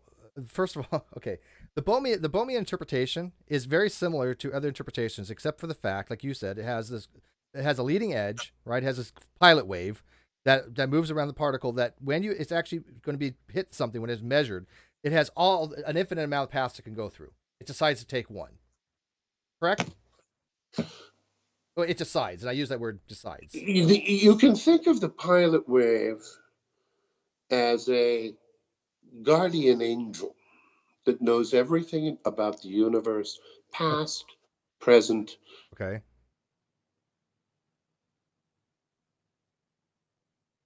Keeps breaking up. Along through trajectories that yes.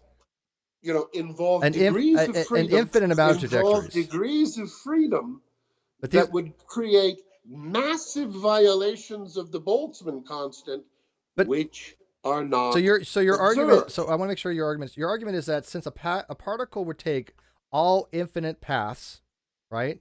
There must be a sufficient degrees of freedom for that now. pilot wave that knows everything about the universe, past, present, and future, to be able to push the particle along trajectories that involve degrees of freedom, physical degrees of freedom, not like the Feynman path integrals where they cancel each other out. I understand. I understand they cancel each other out. I understand that they would result in massive violations of the. I can't even get a word in edgewise. Super chat Helios $5.75 to $5. Worlds, and now we've dealt with both. Can we at some point deal with the measurement problem? I thought we already did, but Helios $5. Rick, your claim that all these things are not part of quantum mechanics is like saying virology is not part of biology. I agree with that. Well, that's ridiculous. It's completely stupid. No, quantum mechanics has nothing to do with pilot waves. Quantum mechanics has nothing to do with many worlds. Anybody who says either of those things are found in quantum mechanics is simply ignorant or foolish. And I'm happy to be ignorant and foolish because I will disagree with you on that. Anybody who knows what Heisenberg did, anybody who knows what Schrödinger did, anybody who knows what Dirac did will know that there is no many worlds in any of them. There is no pilot wave in any of them. It's as simple as that. So let's get into your interpretation then, because again, you're talking about Smith, who by the way. Thank you. So your interpretation again, there's a vertical component in the causality that's causing something. We have two choices here. Oh my God, I can't even finish the question. But go ahead. We have two choices here. Either the world is described by quantum mechanics, or there is something else besides quantum mechanics that is required to describe the world. Those are our two choices, okay?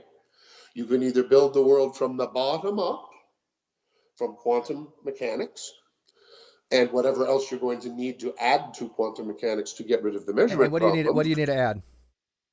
Well, you can say that every time you blink your eyes or conduct a quantum measurement, the world splits off into as many copies of itself as there are possible values to the eigenstates of that system, which is what we call the many worlds system. The problem there, of course, is that we don't observe that. But you just said that you just said that's not part of quantum mechanics. So, are you telling me that you can show me an experiment where the branching function? Science doesn't have to. Science doesn't have to. Science does not have to. No one has ever seen that. There's a weird thing. It has never been observed. There's a weird thing in creationism that's they put out misinformation. This is straight up misinformation. Science does not have to show by demonstration things that are undemonstratable. For example, we cannot recreate. Let me finish. This is funny because this is what creationists will do. This is beautiful. So let me finish this. Mark this point. I will stand by this to my audience. I will stand by this to my audience. This is going to be something I want to use here. Things like that, like the Big Bang event, are a one-time deal. They're non-recreatable. Science does not have the onus. Guess what? Quantum mechanics can do experiments that can be repeated every single day in every single laboratory. And guess what? Not a single one of them. Okay, so to my audience who actually wants to learn something, the Big Bang is not recreatable. Science does not have an onus to demonstrate things are unrepeatable. What they try to do is explain based upon the most modern current data. So when we look at something, when we go back real quick to the CMB, when we look at something like that, that's something that would add validity to the Big Bang cosmology, because the Big Bang cosmology would say, what would we expect to see? And then the data we look at. So when we look at things like this in quantum mechanics, what he's trying to suggest, maybe I'm wrong on this, but what he's trying to suggest is because quantum mechanics is complicated. We don't fully understand why certain things happen. He is right. Quantum mechanics is probably the foremost experimentally wise confirmed model of human history. Okay, Thank you. absolutely true. But why certain things are the case, we don't certainly know. Why does a spontaneous fission occur? Why does a weak nuclear decay occur? Why does weak nuclear decay seem to violate things like what's called unitary operators? But we knew that. But we know that they do occur. We do, and we could. And by the Just way, like we watch the wave function collapse in every quantum experiment. We don't see many worlds. But we don't have to see.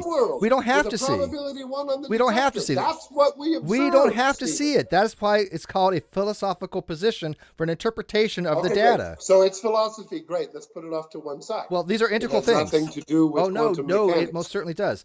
Because it has nothing. Then your whole argument is flawed, because your whole argument, from what I understand from Shermer, what I was listening to last night, because again, what you were saying, Shermer had a huge disconnect. But it seemed to me you're arguing some type of ontological realism that exists in a vertical state. Yes. That is a non-linear causal relationship. Right, and it's found nowhere in quantum mechanics. But here's the nutter. You're attributing that to an intelligence or a God, correct? We're attributing it to an intelligent cause, yes. Thank you. That's the crux of the matter. This is where your argument was going to. So let's get to that. Hang on. This is where, this is where you were trying to describe to Shermer.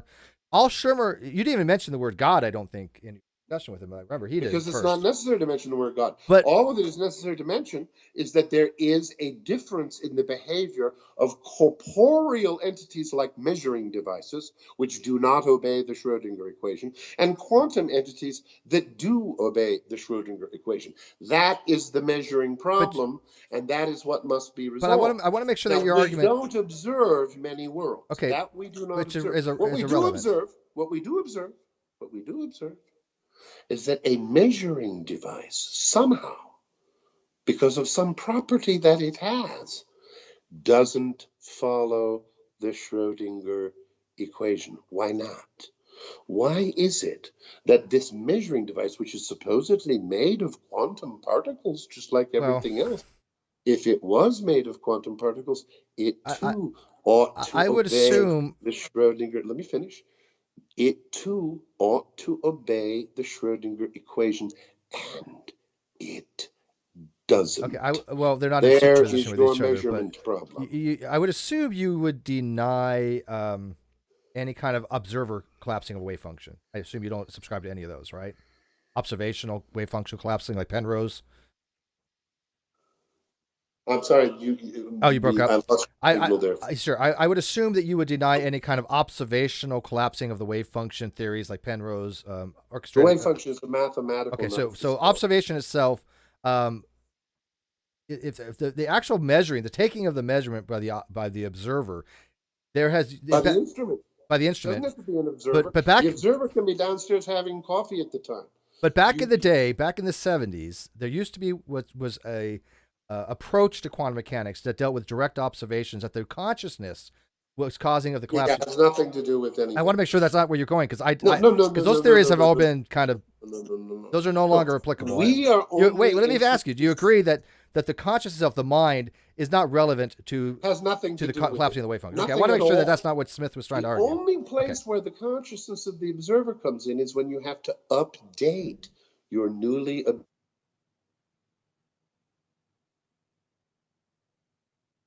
Sorry, like I said, Skype keeps. To one value. I guess I got stuck. You stuck. Yeah, I got stuck. Okay, so the bottom line is consciousness does not enter into the equation. You could be downstairs having coffee, and you could run your photon generator, and it could go through the slits, and it could impact that detector on the other side, and that measurement will exist when you come up from having your cup of coffee. Now, what's interesting is you have to update your knowledge of the system that you obtain by doing that measurement. That's where you have to reinitiate your Schrödinger equation using the knowledge that you have gained about the system. But the actual, what Heisenberg would call the actualization of the potentiate, The shift from the world of potential to the Yeah, world of that's where I wanted to go, because that's where I thought you were trying to argue the other night. Is that no, it's not well, consciousness. hang on though. It seems like you're trying to go to Aristotelian type physics, which no longer has, to me, is not valid in any domain. But Is Aristotelian ontology, but the okay, point is, you're trying to argue again. But let's hang not on. worry about I Aristotle. want Let's just worry about but what we hang on. see. This is your argument. I want to explain the argument. If I want to get it, I want to make sure that I'm getting this right from what I watched last night. This is where I'm gleaning from, because Shermer wasn't paying attention to you. I was listening.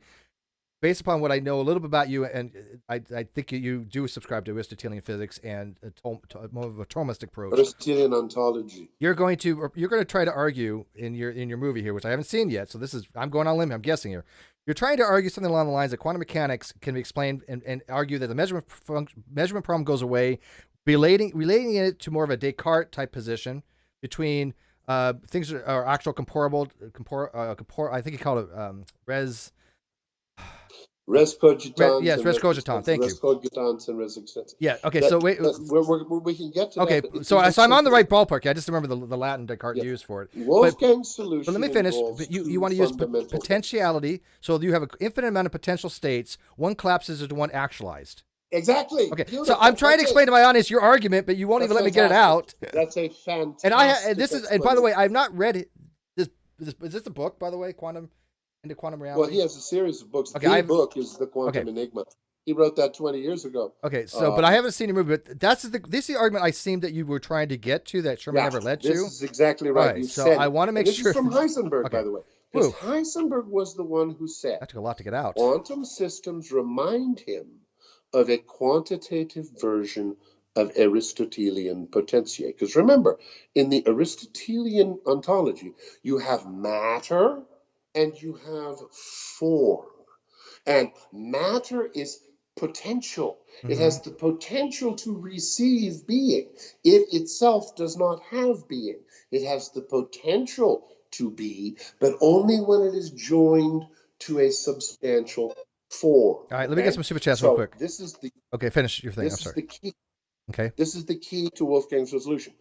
When we have a measuring device in the laboratory, okay, that measuring device interrupts the Schrödinger equation in a completely freakish way if we assume that the measuring device is simply quantum particles.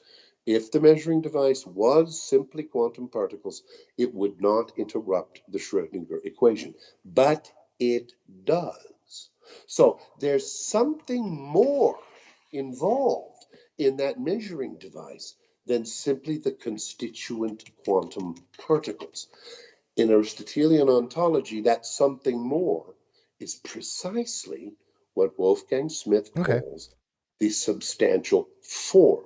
And this gets us back to Descartes now, because Descartes split the world into a res cogitans, a thinking entity. He called it bifurcation, if I remember. Yeah, that's exactly right. Well, Whitehead called it bifurcation, but you're exactly right. Somebody called it bifurcation. The world is split into two domains. Yeah. There's an objective domain of extended entities, right? And these are describable without residue by mathematics. Yeah, nothing in the res extense involves qualities of any kind, only quantities. In other words, it's the perfect world for the physicist, because it simply ignores anything that cannot be reduced without residue to mathematics. And that's, by the way, where we get mathematical physics from. Yeah, well, qualitative and quantitative analysis is the same thing. We arrive at a world that is comprised of particles, these fundamental building blocks of matter that are describable perfectly by the equations of quantum physics. And then there hang on. We got to take. I got to get these super chats, Rick. There's the world that we live in, yeah, where things do not multilocate. There's that detector in the laboratory which does not behave according to the Schrödinger equation. I figured you'd be going to maybe a Descartes approach and things that are internal to the mind, different things with qualia and different things with what's happening quantity. Wait, but a lot of people don't even know the difference between qualitative and quantitative. The very distinct difference between things we measure and things we have a sense data for. And so that which is but quantitative. this is what I'm that which seeing is, in your argument. This goes to what's called ontological realism of sorts, yeah. of what actually exists in the real world as opposed to what exists in the mind. And this is maybe why, this is when I said at the very beginning to you, we probably don't diverge as much as you think, it's certain along the lines when it comes to philosophy, because I happen to like philosophy. But I do think that in a Descartes sense, in some Cartesian way, most of what we receive about reality is pretty much in our brain. Okay, so we exist in our own private worlds. Where we disagree. Right, but I can see how the mind could be a privatization of interpretation of what naive realism is. I'm a color realist. I don't think colors exist except as phenomenon in the brain. That's precisely where we disagree. And I figured we would. Let me get these things out here real quick. Helios, $5. Rick, we know that black holes exist because science, but we know we are unable to create a black hole in a lab, nor can we create a repeatable test in a lab for them. So basically, we know by physics, because we make predictions, right? Even though many of them have not come true yet, that doesn't mean the science is wrong. We predict that we could probably create a black hole in the lab. CERN doesn't have enough energy level to get to it yet, but we know the mathematics enough to know what we would actually take and where would we have to be in tera-electron volts to get to creating a very small black hole. The thing with that is right. Well, when you get to that point where you can do an experiment, well, sure, but this is the thing I noticed with creationists for the last 30 years. They always say this, then we do that, then they say this, then we do that, then they do this, and they keep on moving the goalpost. And they're always I'm not moving any goalposts. I didn't have anything to say about black holes in the first place. It's a complete red. But wait, we were hang actually on. starting to make some progress. But I got to do the super chats, Rick. I got to do the super chats. Do you accept black holes exist? No, I don't. Okay, so they're not part of ontology. Okay. I think that they are a mathematical outcome of general relativity. Which is, you agree with that at least. Consequently, I have the gravest reservations that what we are calling black holes, what we are supposedly taking pictures of and publishing around the world as if it was a photograph of a black hole, are quite likely to not comport with what the actual freezing. It's only a few seconds, so hang on. General relativity. But so you do agree? Okay, you do agree general relativity does predict them. It has nothing to do with this. You do agree general relativity predicts them, correct? Excuse me? You do agree general relativity predicts black holes, correct? Yeah. Well, if you want to call where the math breaks down into an unsolvable singularity and then reify that into an actual object. I don't think it's reification. It's not reification because we've actually. No, it's totally reification. We can detect them. We can detect the effects of them. So no, I'm just kind of curious. I'm just kind of curious. We detect something that might or might not. I want to ask you. Agree with the theoretical. I got another super chat. I got another super chat. Everyone wants to say that it does, but that hasn't actually been established. So in your ontology, if I take the Earth, right, and I collapse the Earth down to about 2.95 kilometers, a little less than 3 kilometers, which is less than the Schwarzschild's radius. Okay, give us that. We're so stuck on Schwarzschild. It's Schrödinger. Oh my God. So if you get down below the Schwarzschild radius, what do you think actually happens then if you do that? I couldn't possibly care less. So let's get back to quantum mechanics. Well, I think it's important, but that's okay. I'll let you go on it. All right, fair enough. Fair enough. These Gedanken. I like Gedanken. About shrinking the world. That's how you learn through Gedanken. Okay. I have no interest in this. I like thought experiments. It's not what I came on. That's fine. Let me go through this real quick. By the way, this isn't a super chat, but my buddy Fitz says this, and I agree with him. He says the problem with that is measuring devices do not follow the Schrödinger equation. They are part of the quantum system. As soon as they are part of that quantum system. Just the same thing when it comes to like the multi-world hypothesis. We are all part of the same quantum system, which has one universal wave function. By the way, it's really not discuss. I'm sorry. Well, far be it from me to attack somebody's religion. It's really difficult to discuss concepts like this when we don't even when people haven't even looked at what a wave function is, and I think that's confusing to people. We do not observe many worlds. We do observe an interruption in the Schrödinger equation whenever a quantum system comes into contact with a corporeal measuring device. We have a question for you. If you want to believe in how many multiverses can dance on the head of a pin, far be it from me. It's your religious belief. Let me clarify this. It has nothing to do with science. Let me clarify this once forever. Multiverse and multi-world hypothesis are Many worlds. are They're both the same no, thing. they're not the same thing. Yes, they are. No, You know what they are? they are You know why not. they are the same thing? I'll explain to you why they are exactly the same thing. They ultimately boil down to a appeal to an infinity of worlds we cannot observe in order to Do you realize that explain the one I don't think you that would find a we single have. astrophysicist that would deny a level one multiverse? Who would deny a level one multiverse? Who? Name one physicist that would deny that. It's observable. We have observed a level one multiverse. You see it in No, many no, no, no, no. worlds. Listen, Rick. No, no, Rick. We have observed. Same thing. We have You're appealing Rick, to listen to me. unobservable entities We have in both cases. we have observed a level one multiverse. We have No, observed we this. haven't. Yes, we You have. observed the level one multiverse. Do you know what? Do you know? It's just absurd. Do you know what a Hubble? Tell me when we observed the level one multiverse. Do you know what? Do you know what a Hubble volume is?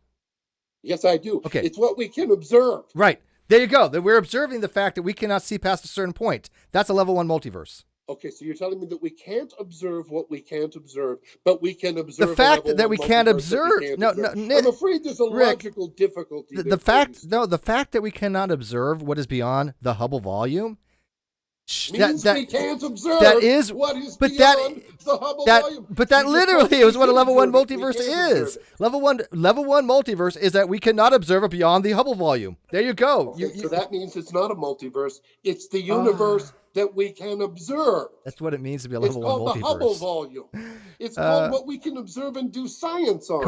Now, you just got done saying, and I'm sure you really didn't mean to say this. Oh no, I did. No, we have observed it beyond what we can observe. No, that's not what I said. You didn't really mean to say that. I did not say that. I said we have observed a level one multiverse because a level one multiverse is a fact we cannot observe what is beyond the Hubble volume. That's what a level one is. That's what it's defined to be, per se. Kawasa 5001 says, I'd like to ask Mr. DeLano what he feels about the physics world, obviously disagreeing with his interpretations. Well, I'm not so sure that they will disagree. The physics, see, this is the thing. This is both the great thing and the bad thing about physics. The best physicists are very clear that we are at dead ends in particle physics, in cosmology. We are at ruthless dead ends in both disciplines. The best guys will admit this. We have a terrible problem in particle physics. We just built a $20 billion particle accelerator and we found no new physics. We didn't find any supersymmetry particles. We didn't find any dark matter. And now they want to build a $40 billion accelerator. And the smarter ones among them are starting to say, you know what? We got a problem here. We may have taken a wrong turn somewhere. So I think that we are much closer to a point where we're... Oh, this connection. Yeah, well, it's okay. We're going to be wrapping it up soon because your connection is just... They are committed to the idea that the world reduces to quantity. I don't blame them for that. That has served them very, very well for 3 centuries. Do you understand the argument, though, that... Wait a minute. Let me just finish this one point because it's important. It speaks to your question, your questioner's question. Physicists are committed to the idea at the bottom root of their assumptions that the Descartesian partition is correct, that everything that is objectively real is reducible in principle to quantity. Now, they're starting to run into real problems there. And these problems are showing up at both ends of the scale in the same form. In the cosmological multiverse, which cannot be observed, and in the many worlds attempt to solve the measurement problem, which also cannot be observed. So we're starting to get away from the methods that have served us so well in physics, which is to stick to what we can observe, test, measure, and experiment upon. Now, most physicists are prepared to do just about anything before they give up on reductionism. Before they are prepared to admit that reductionism has led us ultimately to a reductio ad absurdum, they're not going to give up on it. So that's why the physics community is not presently ready to accept that the measurement problem requires us to give up this idea of quantitative reductionism, that everything in the world ultimately reduces to quantity. I think you more mean physical reductionism, but yeah. Yeah, well, they're the same. Okay. If that's the way you're meaning it. Okay, so But what I will say is this: the very best of them, for example, Sabine Hossenfelder, who just wrote a wonderful book, Lost in Math, has been writing beautiful articles on her blog about the measurement problem. She describes the measurement problem. She sounds like Wolfgang Smith when she describes the measurement problem because she's honest. She's an honest physicist. She understands that this is a real problem for reductionism. Because if we accept reductionism, then that means everything's made out of quantum particles, and that means that the Schrödinger equation ought to describe that measuring device. This makes certain assumptions. And it doesn't. But the problem we run into is you're going to be, and I don't want to spend another hour, but you're basically, the problem is determinism over indeterminism, and the problem with what's called the time. Well, here's the thing, Steve. I mean, you're right about that, but here's the thing. Quantum mechanics is an irreducibly non-deterministic theory. There's just no way around it. What they are trying to do with all of these add-ons like Bohmian mechanics and many worlds, and there's even another one. There's a couple of interpretations. Yeah, but all of them are just. There's one dealing with decoherence, but decoherence is not technically an inference restore determinism or interpretation because they can't accept the fact that there's a non-linear event occurring every time we measure a quantum system. It drives them crazy. So let me ask you, and we have a super chat real quick, but let me ask you first. When you have an indeterminate system, right, and most of it is based upon these quantum mechanical events are stochastic, they're random, they're non-deterministic. Or excuse me, they're deterministic, they're not indeterminate. Or excuse me, they're non-deterministic, so they're indeterminate. They're probabilistic. Probabilistic, which is stochastic in that regard. But you're gonna when these events do occur, what is the causation then of these events occurring? Thank you. What a great question. Here's the answer. Since we know that something happens when that quantum system impacts that measuring device,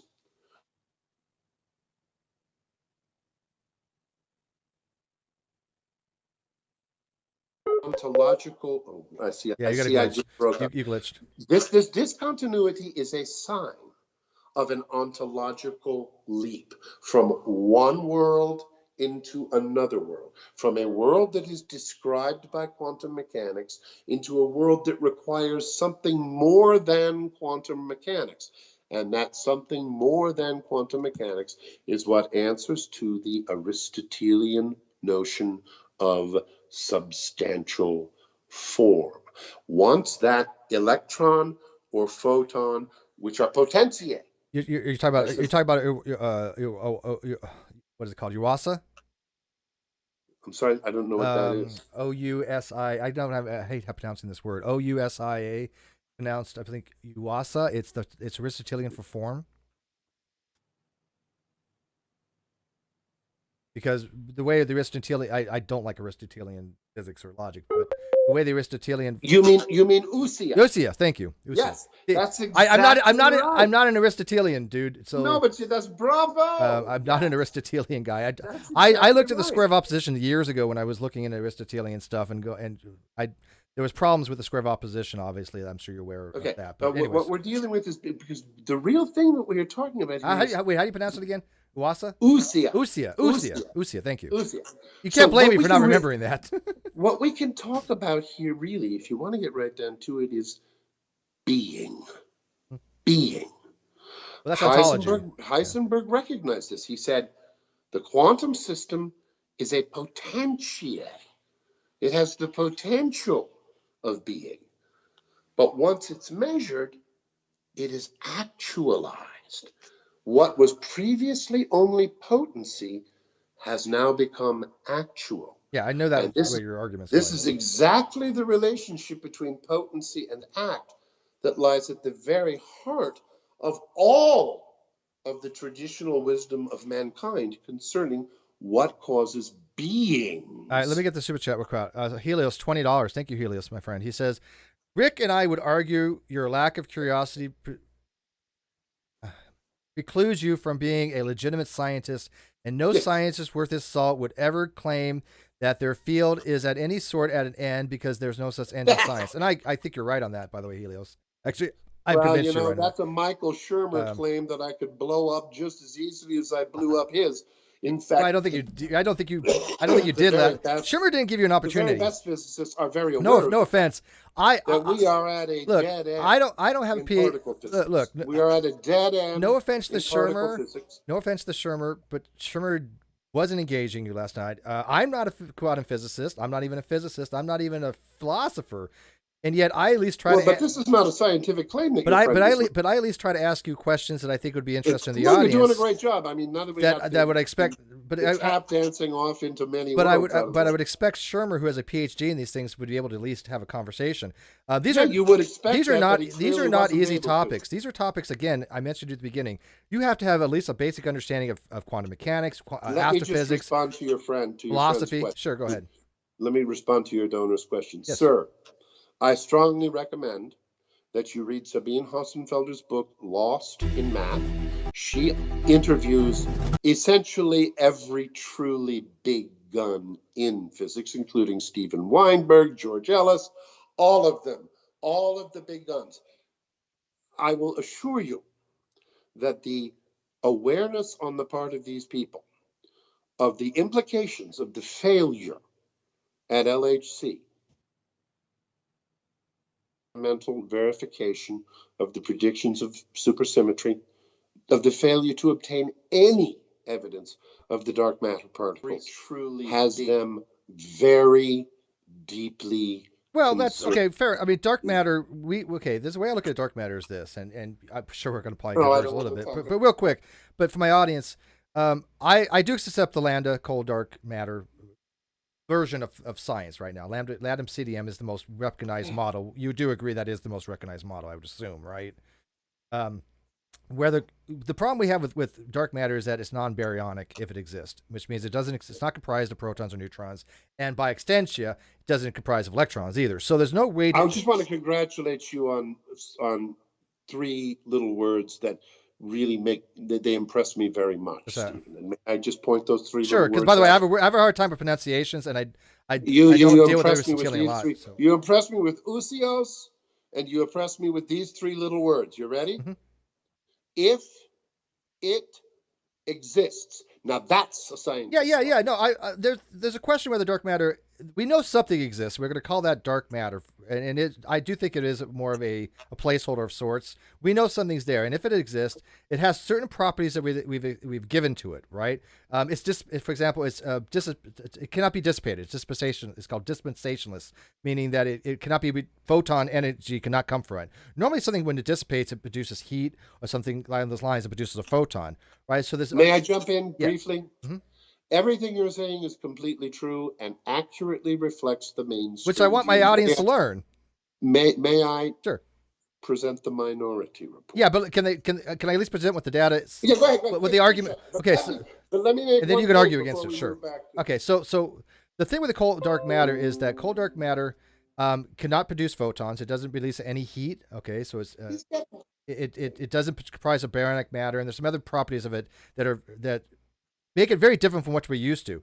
What we do know that something exists there that's causing gravitational issues, right? We do know that when we look at a certain galaxy, we can see and we can actually map it where this distribution of material lies because of mathematical formulas like relativity and special theory relativity. We can say we would expect this to be this, but we're observing this. What is the difference? There has to be something there, because the only thing we know that causes a problem with it's not a problem. The only thing we know that causes gravity is mass, and the other thing that causes a problem in the distribution of what we'd expect for the gravitational view of something. We expect a distribution of some sort.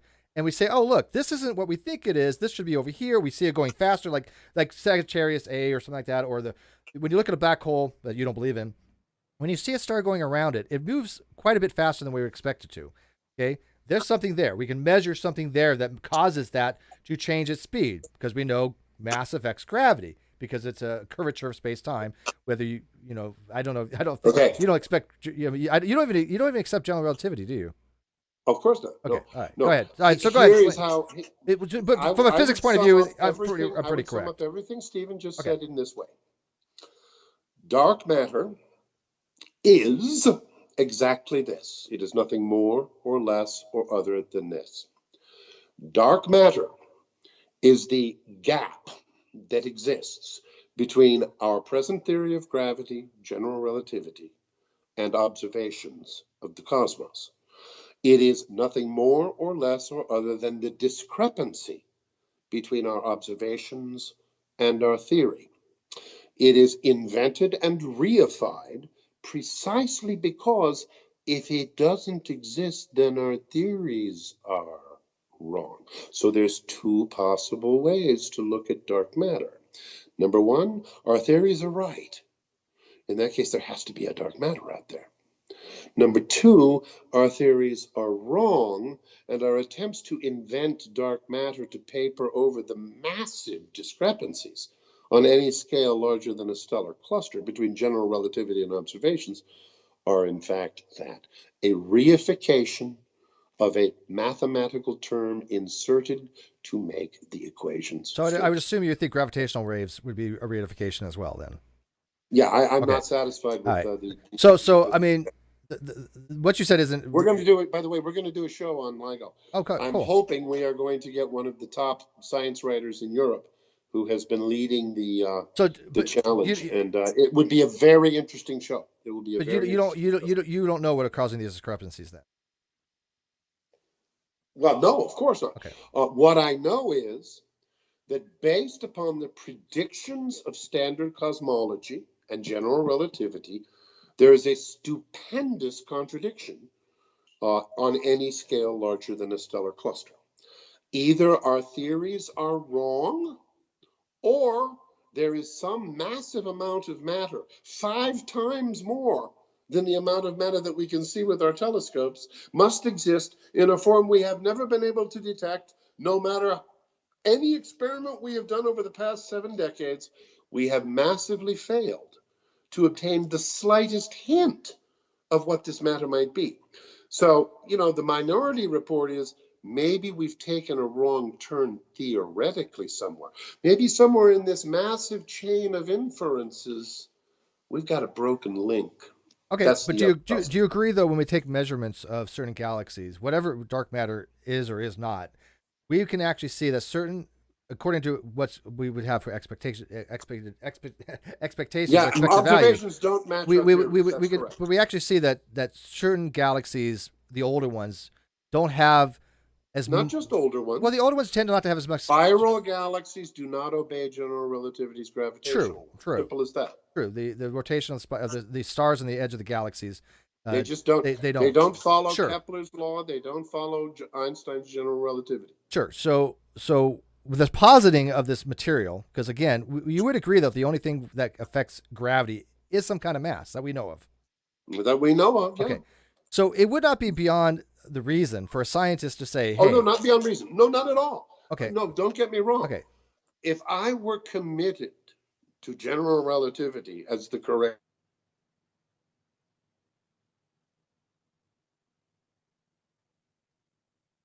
if I don't find dark matter, then general relativity is falsified by observations. So I don't I blame disagree with you that. for It's not falsified. No, Of course it is. wouldn't. It's completely falsified. No, it wouldn't be falsified. It would be that there's certain things in the theory we have not yet to explain. Just because it doesn't. General relativity, my friend, I don't think if we don't find requires 5 times more mass. that is true. That much is true. Than we can find by any experimental it's called the test missing we mass have problem. ever done. Yeah, it's called the missing So mass there's problem. 2 possibilities. But you're neglecting to mention. But you're right on that. But you neglect to tell my audience that the missing mass problem can be solved by other ways other than that. There are, like for example, with neutrinos and things of that nature, there are ways to figure out where this missing mass is. Excuse me. But this is fascinating. Let's focus in on. Well, no, that's going to be another rabbit hole from hell. Oh, okay. But never mind the neutrinos. That's a complete hand wave. No, it's not a complete hand wave. Neutrinos are important whether they have mass or not. But somebody had mentioned in the live chat, dark matter versus dark energy. Those are not the same thing. Dark energy. There's no solution to the galaxy rotational curve problem by neutrinos. It's dark matter or bust for general relativity. And I personally think it's going to turn out to be bust. You guys still Well, again, own the lambda cold CDM model is the most prevalent model, but there are other models out there. That's just an argument from academic consensus. Right, that but doesn't mean no, it's not an argument from academic consensus. That is a fact. That is the academic consensus that's being currently held right now. But that's an argument from academic consensus. Who the hell cares what everybody well, that's pretty important. That's pretty important. Science that is the current has never model. Consisted in a consensus, Steve.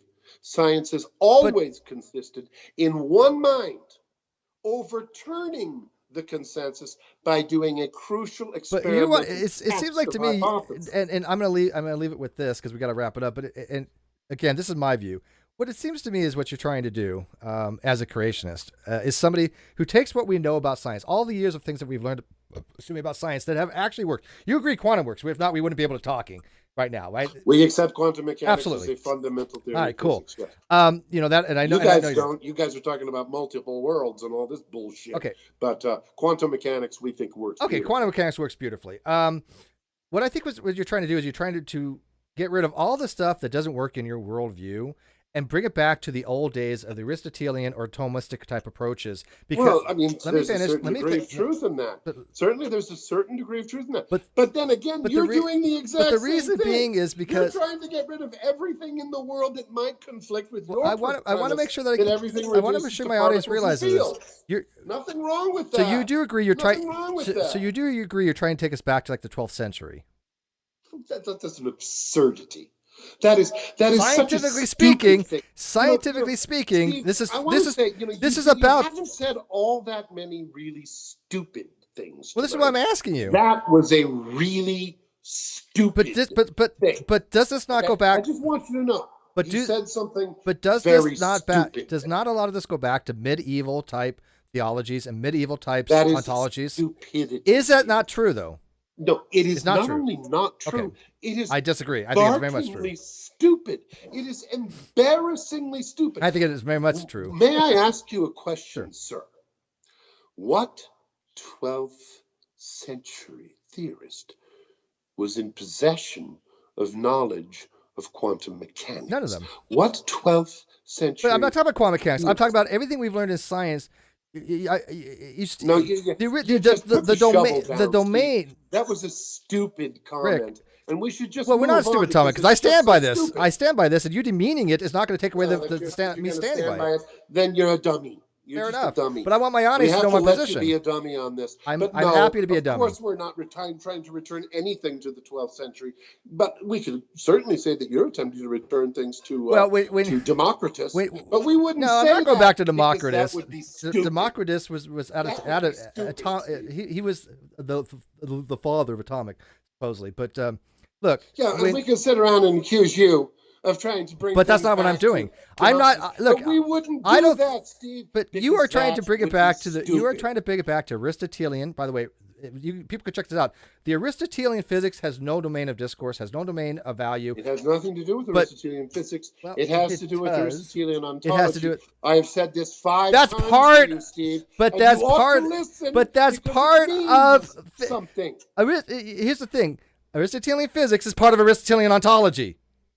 No, it is not. Oh, it absolutely is. We do not hold to the Aristotelian physics. We hold to the Aristotelian ontology. Why is that? Because we're not trying to go back to the 12th century or the 6th century or the 3rd century AD. We are fully. I'm surprised you're not bringing up ether. And fully engaged with the physical results of modern science. So, but you do want to go back to, for example, the measuring problem. Now, you could accuse Heisenberg of wanting to go back to the medieval world because he's the one who talks about Aristotelian. But you do want to go back. You do want to. So why don't you accuse Heisenberg of wanting to go back to the medieval 12th century? Because then you'd really look stupid. No, because it's completely different things. So you do want to go back to the belief that the Earth is the center of the universe. That's pretty archaic. Would you agree?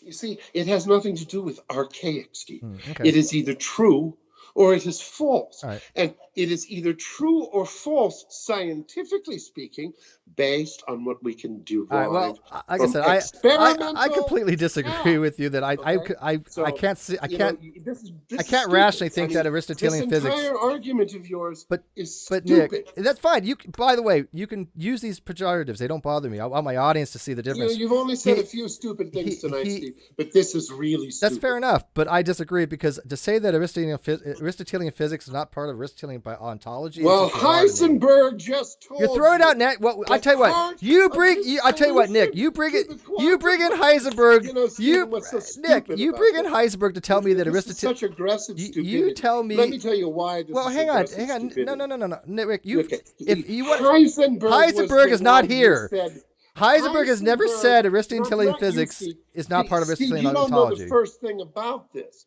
Oh, Wolfgang I don't? does, because Wolfgang has a graduate degree in okay. quantum mechanics, and he actually studied Heisenberg. Okay. You haven't. He has. Okay. Heisenberg was the one who said, and this was a key to the very first formulation of quantum mechanics, you poor fellow.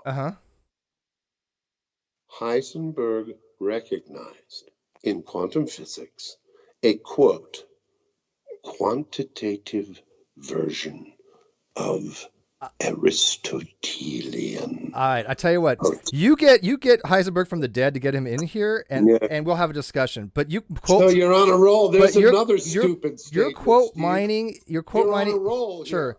You get demean me. It doesn't matter to me. My audience sees what's going on. They're not stupid. I respect you enough to tell you when you're being stupid. But you are. Most of the time you're not. But I've been in the last 5 minutes. But I want, because this is my summation.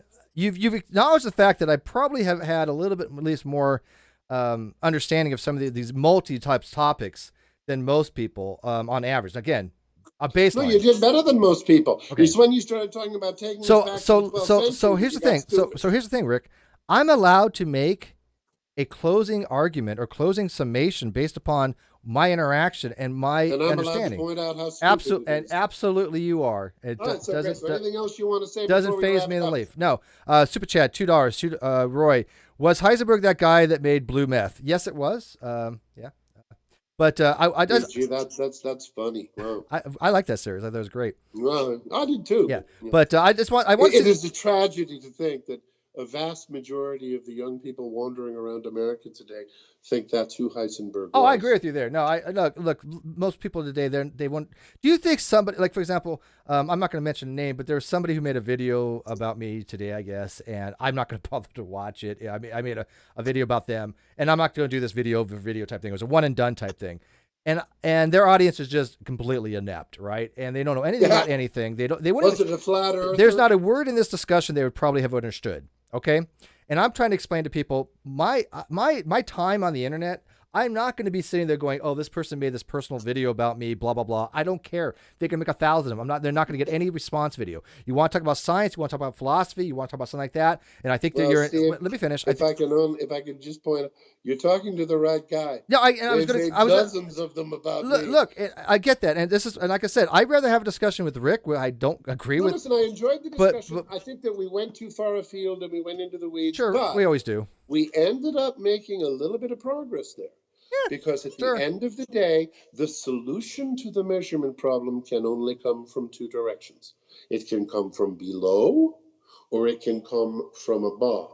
Wolfgang Smith proposes that it comes from above, and he does so by paying very close attention to the founding discoverer of quantum mechanics himself, who gives us the clue when he refers to a quantitative version of Aristotelian potentiality. This does not take us back to the 12th century, but it certainly takes us back. It certainly takes us back to a world that depends upon causes that do not reduce to natural causes known to. And I would argue, by the way, I'm not a physical reductionist in that sense. I'm not a materialist in that sense. I'm not a dualist either. But I would argue there's a supervenience that occurs bottom up.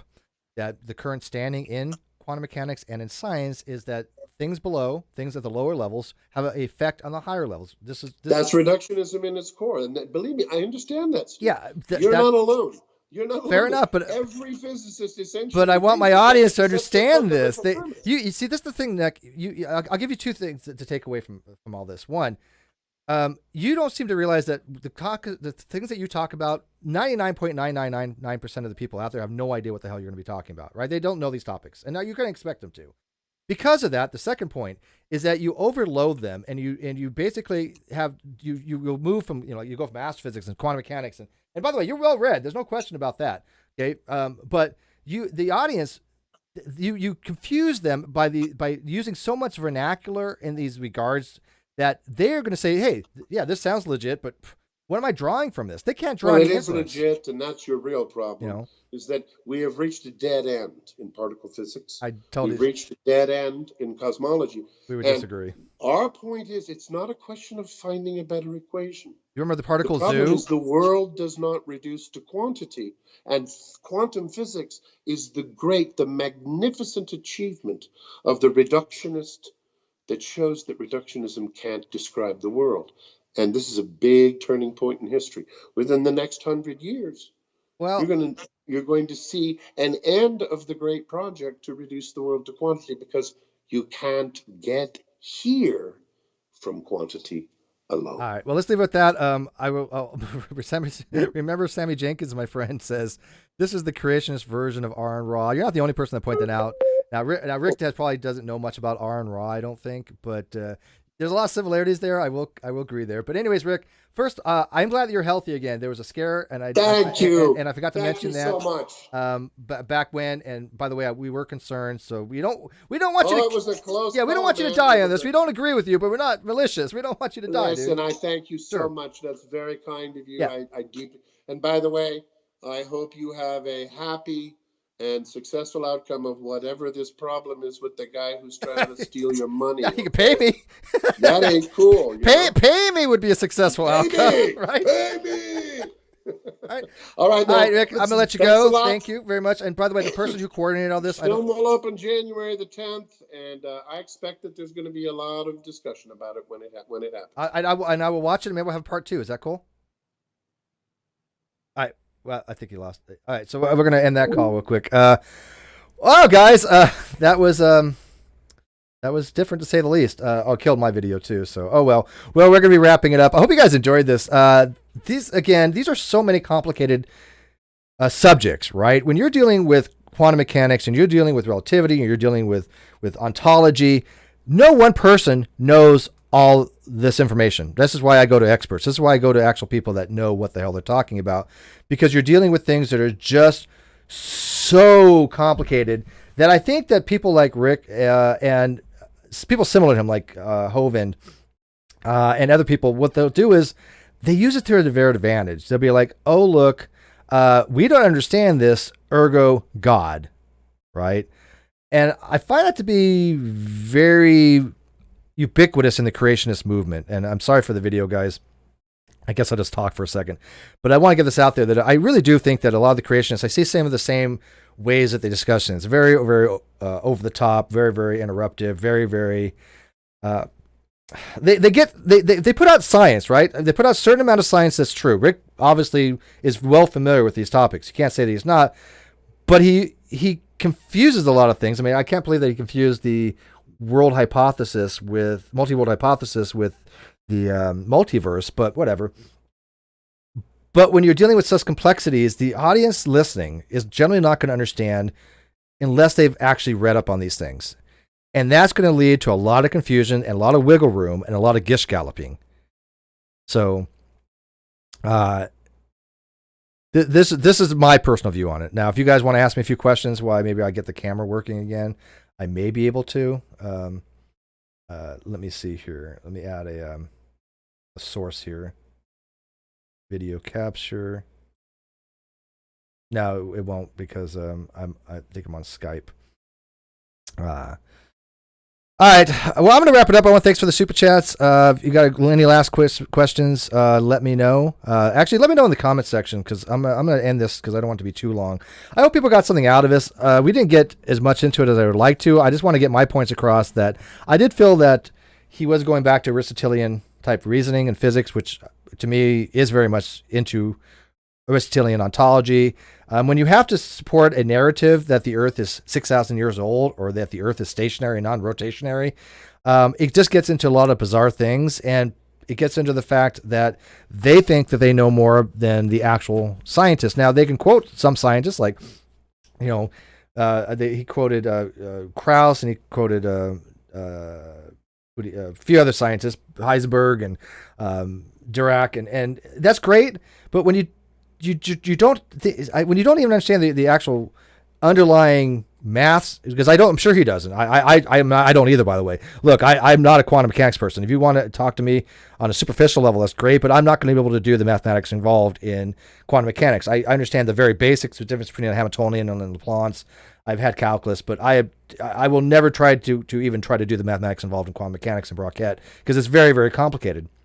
But when you're trying to quote mine people to make your argument, I never quoted anybody except for Smith, who he was trying to bring up as somebody who says, well, this person's a mathematician, they're a expert in quantum mechanics, and they say, well, yeah, but they're trying to go out of the realm of science in what they say. Smith is actually running the argument that the ontological reason for what we see in quantum mechanics for the collapsing of the wave function to solve the measurement problem is an intelligence, a god. This is their argument. He admitted to this. That is outside the realm of science, right? You can argue it in a philosophy class.